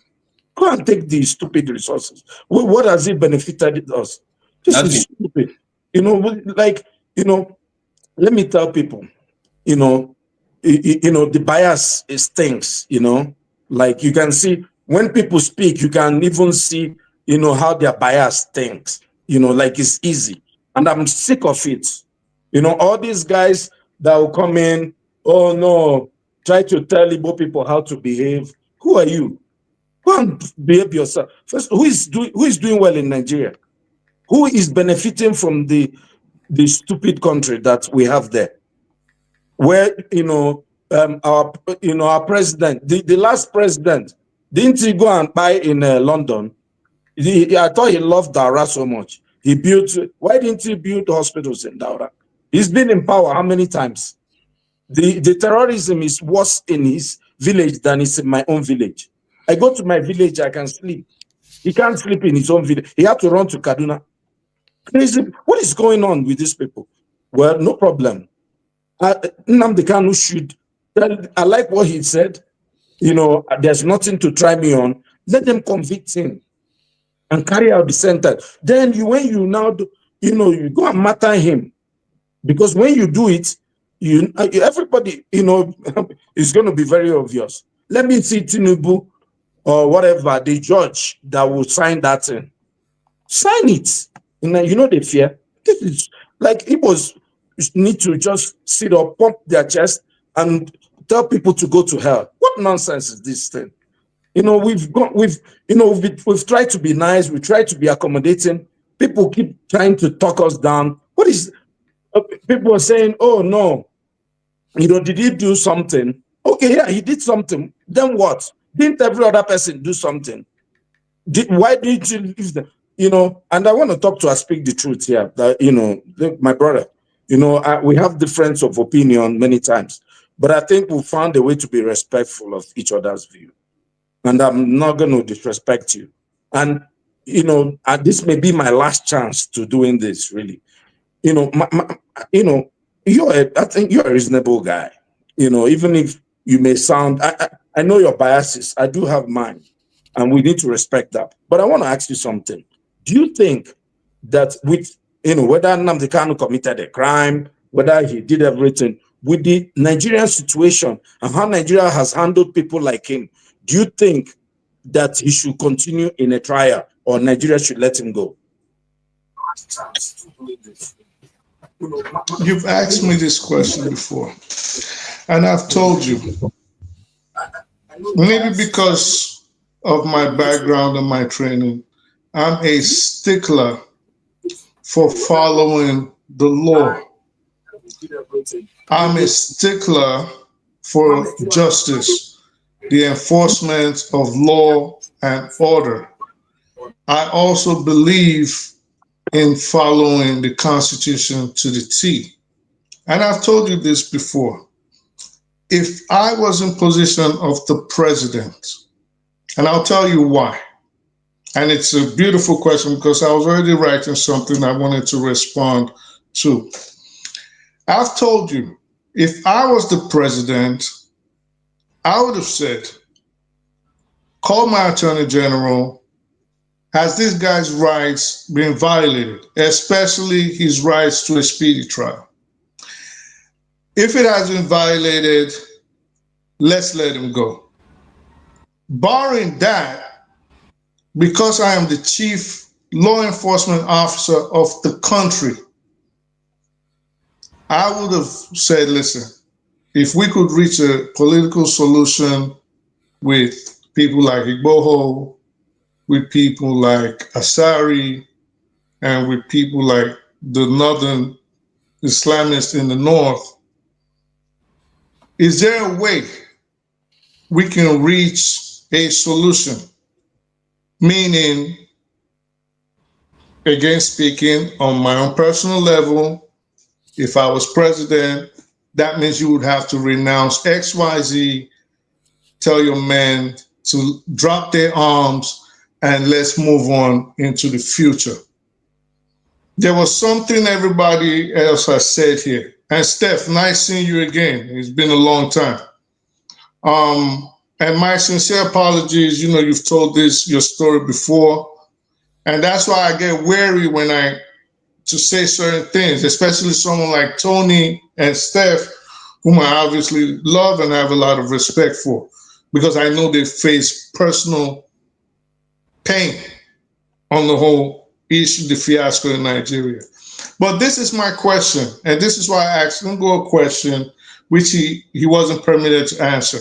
He was on his way and everybody started talking.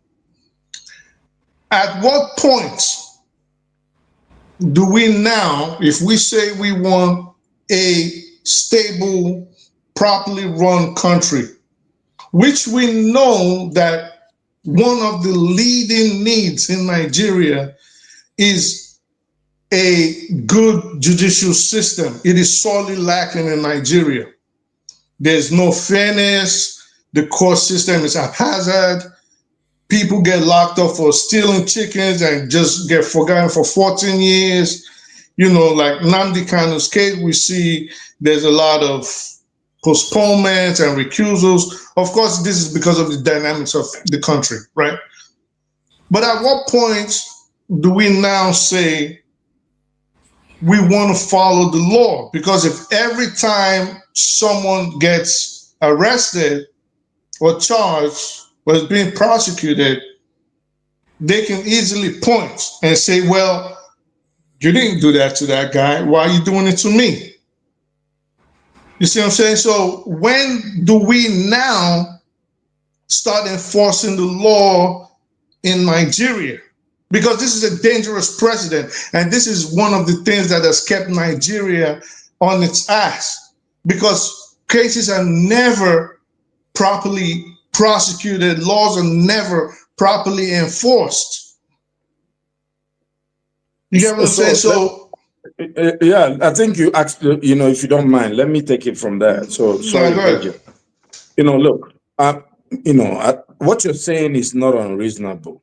And, but it circles back to why we started coming to this, YouTube Live, right? The whole idea is, how do we build a country where there is equality, respect, and justice? And whatever is Nigerian anthem and whatever pledge that we pledge, used to pledge to before they brought us the British anthem, which is a disgrace. What we are saying is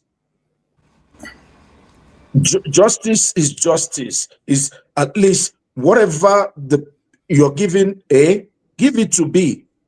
Simple. Look, we do have, an illegitimate president. We know how this guy came to office. Well, do you know the point that we get to where he needs to resign, first of all? And first, because if we want to, because what you're building is utopia. Because even in America, where both of us reside, there is not justice. There is, for everybody, but at least it's fair to a good extent that people don't complain too much, right?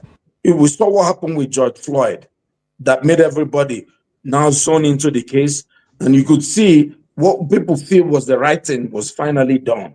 If people didn't zone into George Floyd's case, it would have gone the other way. So what we're saying is Nigeria is filled with criminals in our Senate, in our House of Rep, the governors. Look at the guy in Edo. How did he win the election? That guy normally can't win any primaries. The guy in Imo State, same problem. It's just all over the whole country. In the north, who does election? In Lagos, the House of the Speaker of Lagos House of Assembly that was impeached. The son has become head of one council in Lagos. The other person, is the country is a full crime scene. And everybody knows that we are living in a crime scene. So the question is, how do we push the reset button? I don't know. Maybe Trump, and that's why what Trump is saying, I don't think Trump is going to come. I think he's going to bluff. They're going to make a small deal somewhere. But there has to be something. Look, maybe this Nnamdi Kanu's case will make them make a mistake. Then they will, because we've got to have a reset. And I agree with you, whereby there has to be justice. Because people are in Lagos, like KJ said, saying there's no genocide. People are in America, like that pastor, I don't like to say his name, or John Abba, let me install his name. He's here, and said there's nothing genocide. These people are this one, that. This is criminal. This is people being heartless. But there are people being, up to now, the people in Kwara, even the president's people are being, unalived. What is going on? And people say, oh, the Southwest is, like it's a song now. Southwest is the safe part of Nigeria. Which Southwest? Is it not the Owo people? How many times have you seen in Nigeria that they went to a church and just, mowed everybody down? Everybody knows what is in the forest in the Southwest. Once they have their go-ahead, they will start again. And everybody, even this Wole Soyinka that is eating from one mouth and vomiting from, didn't he run out of his house? He ran out of his house. Because when they came there, he said, these people are enough. He was speaking truth that time. You see, this country, we have a long way to go. There is so much evil in our hearts, and everybody knows it. And, maybe one day, maybe the solution is just that who will divide the country. Even if we divide it, we'll still fight in between the little groups. That's why we need to just find a way. Someone need to, I don't know, man. Sorry. That's why it's the fault. It's the fault of Nigerians. Nigerians have to. The leaders. Leadership problem. But the leaders did not fall from the sky. No, the leaders did not come from. Let's move on. No. Let's So, move on. Brinson, I Okay. disagree. I We disagree. have hold on. We'll have two things a can new be entrance. correct at the same time. What Right. you said is true. What you said is also true. Yeah. Let's move on. Everyone loves electricity. You're welcome. Long time no see. Kwanabu, according to God KJ, I just wake up. I see Nigerians and I see the we go explain. No evidence. Yeah. Good morning, good afternoon, good evening. Longest time. Happy many New Years. Happy Who New is the Year. president here right now? Yeah. Is it one Africa? Who is the president, please? He's still Bola Tinubu, has not changed. Hallelujah. See, is this one? Sure. I went to the moon, I came back. Welcome back. back From the moon. It's good to see you back from Listen, the moon. Local peace, it's nice to see you. Not be respecting himself. Electricity, not be this electricity where we know the man where where they host this show. This one I'm waiting for him now. Come, but I know we know your mindset. Come, I'm waiting for you. Come. Electricity don't change you. Electricity don't change. You know, be that mindset. All right, you have anything to contribute before we just call it a day for today? Yeah, just only one thing.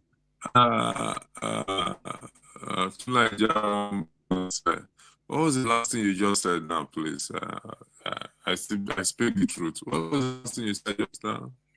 What's wrong with your audio? We can't hear you. I said it was Nigerians it's Nigerians' fault, the kind of leaders they have. Why does anyone disagree with him? I don't understand. Does anyone disagree with him? Yes, It's our fault. So why are you going to disagree with him?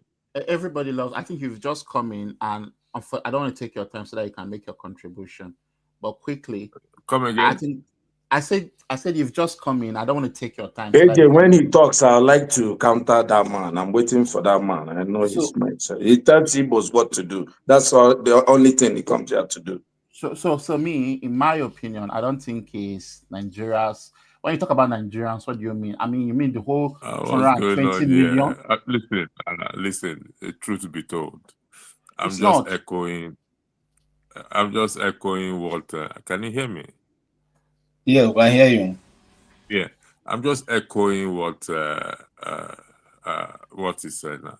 It is in our own hands, not the leaders. It's in our own hands. Even though you don't see me here, I still do my work wherever I go. I still talk. And anywhere I go, I ask one question. Any Nigerian gathering I go, I listen to everyone and I ask one question.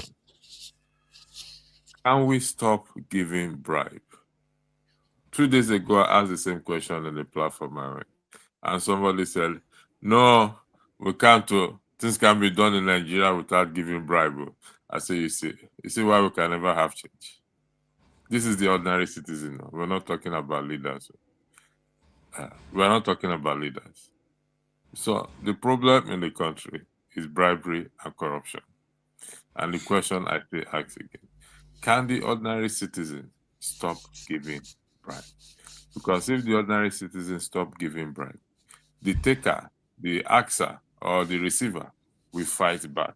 And when the receiver fights back, then we will start to see the resolution. But if we, the ordinary citizen, we are not ready to stop giving bribe, to change our mentality, our orientation, then where do we think we go from here? Let's be honest with ourselves. It's in our hands. It's not in anybody's hands. Whether we talk Kanu, we talk Tinubu, we talk this, we talk that. The ordinary citizens are not ready to change what is going on in Nigeria. We are not ready. That's just the truth. This thing is a sacrifice. It's a pain that we all have to go through. So if we are ready to bear that pain, to say yes, integrity before income, then we will move forward. But if it's the other way around, income before integrity, It is not achievable. Integrity before income. Integrity before income. Can we stop this? This is just ordinary citizen. I'm not talking about leaders. So you can't come and fight me that I'm supporting Tinubu or I'm supporting Wike or I'm supporting this and that. It's a simple question I ask. Can the ordinary citizens that walk on the street of Nigeria, that goes to the bank, that pass the police station, can we make that resolution, 30%, 40% of Nigerians, that we will stop giving bribe? Because when you stop giving bribe, the taker, I repeat, those who ask for bribe, the receiver, we always fight back. And when they fight back, then we will start to see that change and revolution we are looking for. You All can right. disagree all we want. Can I just give a quick rebuttal? Next, I really apologize. This is very important. I mean, there is a mindset that we can't get a nation where we continue to put the chicken before the egg. It doesn't make any sense. This is what I'm trying to say. Okay. You talk about corruption. You talk about corruption. If you leave it there, I will like it. You have just made a full point there. Let's give the last guy the chance and then we'll wrap it up. It is after 12 and I have early morning tomorrow. So let me just say, yes, Mr. Ishi, is that correct? Yes, you're correct. Good morning, guys. Good afternoon and good morning wherever you are. I've been listening to you guys, and the last speaker got my attention, and I really want to quickly jump into a response. But listen, is the reason why you can walk hand in hand with your wife on the street, and someone like me don't bounce on you and rape your wife on the street while you are there. It's not because of ordinary citizens. It is because there's a law and there's enforcement of law. The reason why I cannot stroll and run into Tesco and pick whatever item I want and go away is not because I'm a good guy. It's because there's law, there's enforcement, and there's consequences for actions. You see, that's a reason why we have government. Is this not the same Nigeria that we had under Abacha? Was Abacha a good person? No, Abacha was not a good person. There was Idiagbon. It is the same us. I lived through Idiagbon time. You lived through Idiagbon time. Were you not there when in the streets of Lagos that you come out at the bus stop waiting for those yellow buses, but we queue up in the bus stop to get into the bus? Were we not disciplined at that time? What happened? What changed? Because there was enforcement of law. We queue up in the bank. But to summarize everything, you see, the primary purpose of a government is to keep law and order. And because we are human beings that have different ideas, different opinions, that have different upbringings, the one thing that makes us coexist with each other is those things they call law and order. That is why we don't just go on the street and behead each other, because normally human beings were like animals. And the difference between we and the animals in the bushes is because we as human beings, we have laws, rules, we have do's and don'ts. And these do's and don'ts are supposed to be the primary purpose of having people who are trying to be government over us. And when these people fail, that is chaos. And that is what is happening in Nigeria. There is one question I've been waiting for you guys to ask concerning Nnamdi Kanu case. Every one of us asked for Nnamdi Kanu said to be brought to Nigeria. Every one of us asked for Nnamdi Kanu to be killed. But have you seen how foolish we all have become? And why have we been foolish? Nnamdi Kanu has been in our court for over 10 years. And this man has stood and said, what is my offense? You people are calling me, bring me, come and kill me. Now I am here. Tell me why you want to kill me. Your sons, your judges cannot bring out one thing based on our own law to convict a man. you can still see Nigerians who are still supporting this whole charade of a thing. I don't believe in what they did to Igboho or whatever. Right now, forget Igboho, forget the man they called in for peacekeeping, the terrorist guy. Just focus on Nnamdi Kanu. This is what he's saying. Nnamdi Kanu has been brought to Nigeria. Under what law are we charging him now? You cannot tell me. I cannot tell me. Even our judges cannot tell us. But yet he's still in court. But you still see some Nigerians who still have a reason to tell you, oh, he's still not the kind of do this. For me, Nigeria has gone beyond repair. There is no solution. There is nothing anyone can do. The best thing for Nigeria right now is to become the second Yugoslavia. Divide Nigeria into as many countries as you can. Let everybody go on their own way and start to develop with their own speed. That is all I have to say. Sorry, Thank you so much. Well said, my brother. Very well said. Hold on, guys. I need to I ask him a question. Can I just respond to Just one question, sir. Hold on. Okay, during that hold Abacha Idiagbon you mentioned, what was the slogan at that time, please? What was the slogan? War against indiscipline. Against indiscipline, yes. You've answered your own question, yes. Let me hold on. My understanding when I speak the yes, okay, guys, hold on. So we don't digress. Hold on. We don't digress. Tomorrow, by the grace of God, when the case is over, we will have another broadcast to analyze whatever the judge and his team has planned to do. But we know, this is my opinion. I know that they are planning to put Nnamdi Kanu to a gallows. Can you? No, I don't think so. KJ. These people know they fear. They're not doing that. We should stop apologizing anymore. Let them go and do whatever they want to Nnamdi Kanu. Then let's meet at the back end. People. Let me say something about the bribery thing. Let me just end it with this bribery thing that you guys said.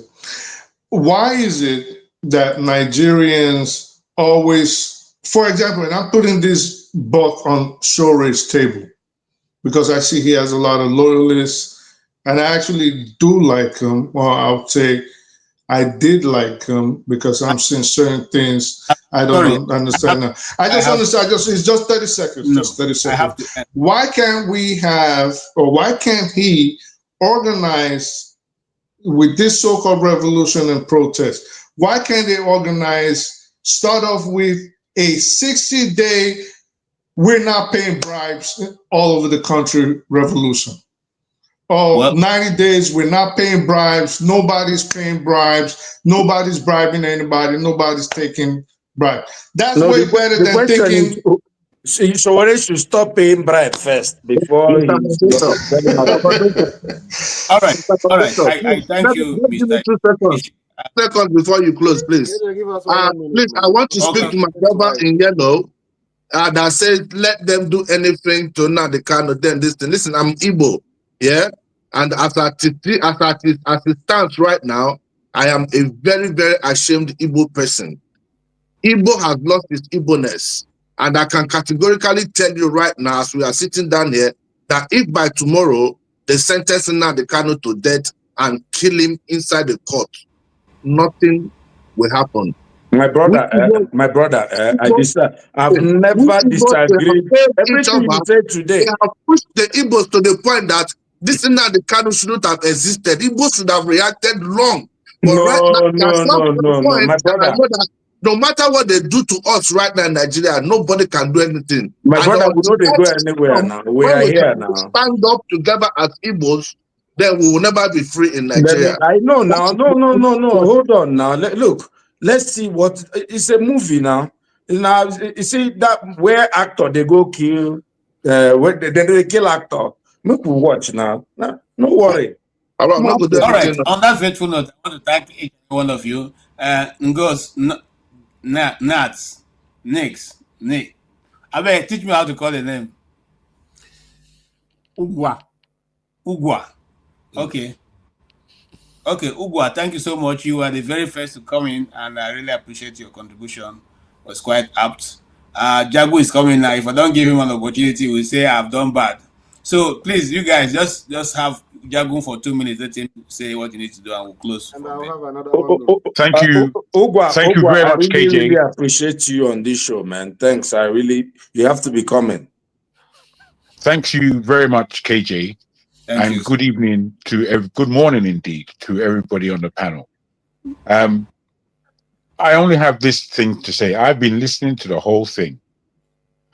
I've been saying from time to time that Nigerians are stupid.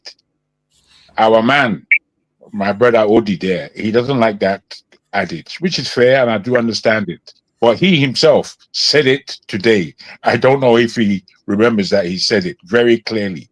We are stupid. And in this stupidity, I don't mean to abuse. I mean for us to look in the mirror. I mean for us to look. We don't have, the whole discussion today, it was full of frustration. There is no way forward. That's what we have basically emanated. This our man, our new man there on top, Kilontikbe, your name is Negs.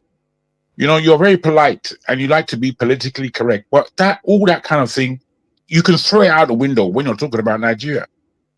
You can throw it out of the window. It doesn't belong anywhere because it's not being used. You are far from Nigeria and you're saying that Nigeria is a sensible country. It is not a sensible country. Excuse me, let me just land.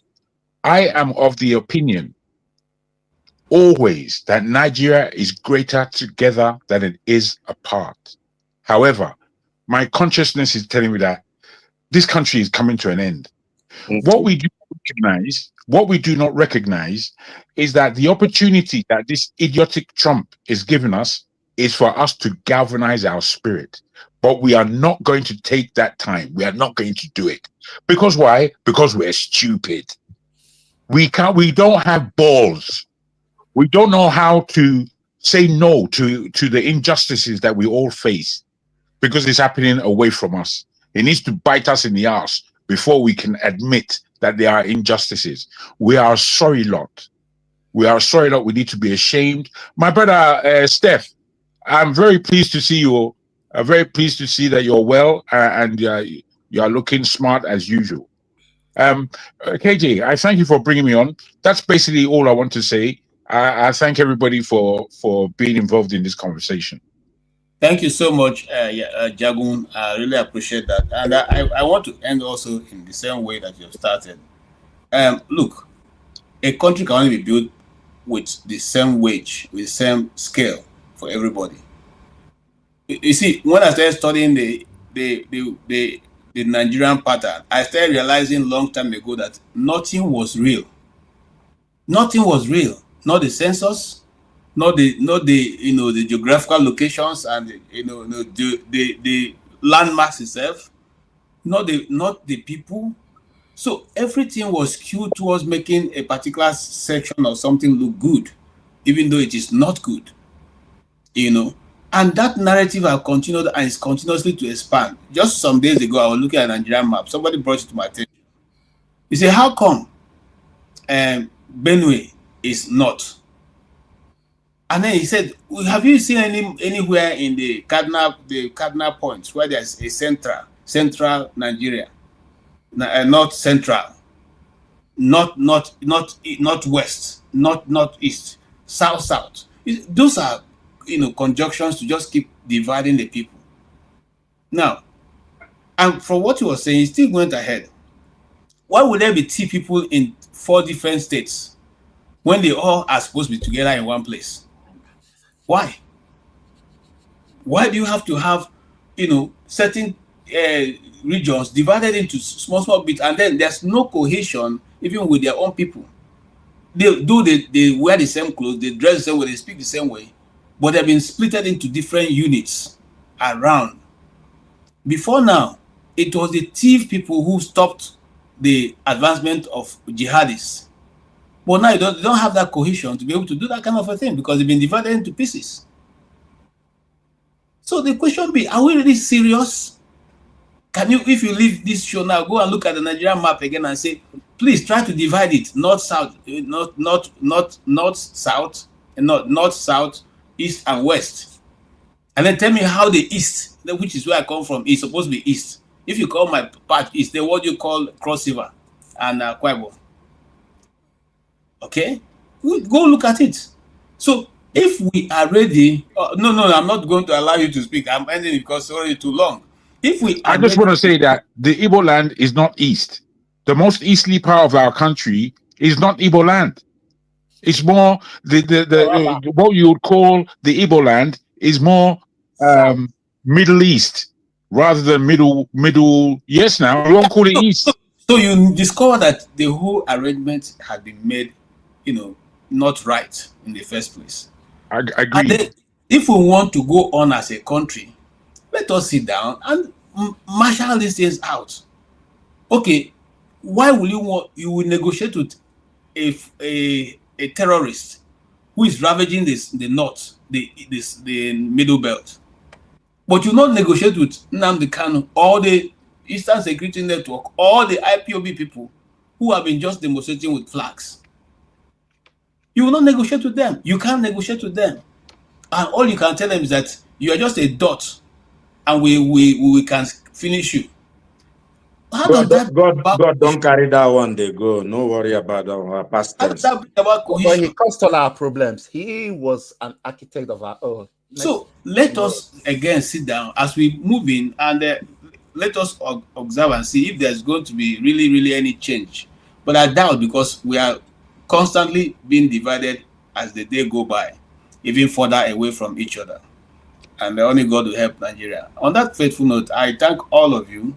And I want to say also, those of you who come from, I'm not talking to any of you here, and I'm talking with those people in the panel who come to represent government. Please, these are our views. They have canvassed their views. They are entitled to their opinion. We're not speaking for government, and we're not speaking for anybody. So don't go and begin to give them to your masters to look for how to arrest them. We are here discussing what is our problem. It's not for you or the government agencies to begin to look for anybody here. I think you should have more problem in your hands than looking at people on the internet to go and arrest. Thank you so much, each and every one of you. God bless you all. And we look forward to seeing you guys again tomorrow, because we'll eventually discuss how it went down, and then, see how God will help us all. Thank you all, and have a good night or good morning, as the case may be. Bye, sir. 1,911 billion. 1,911 billion 844,833 naira and 46. I'll take that again. 1,911 billion 844 billion 1 trillion. This money is too much for me.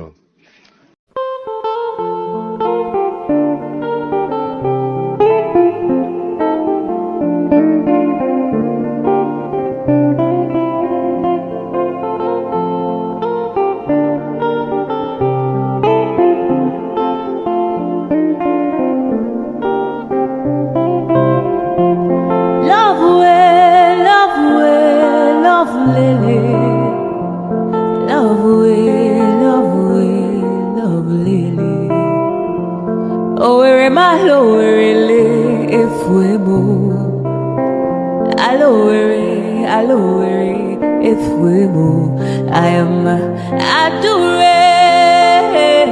adure lele,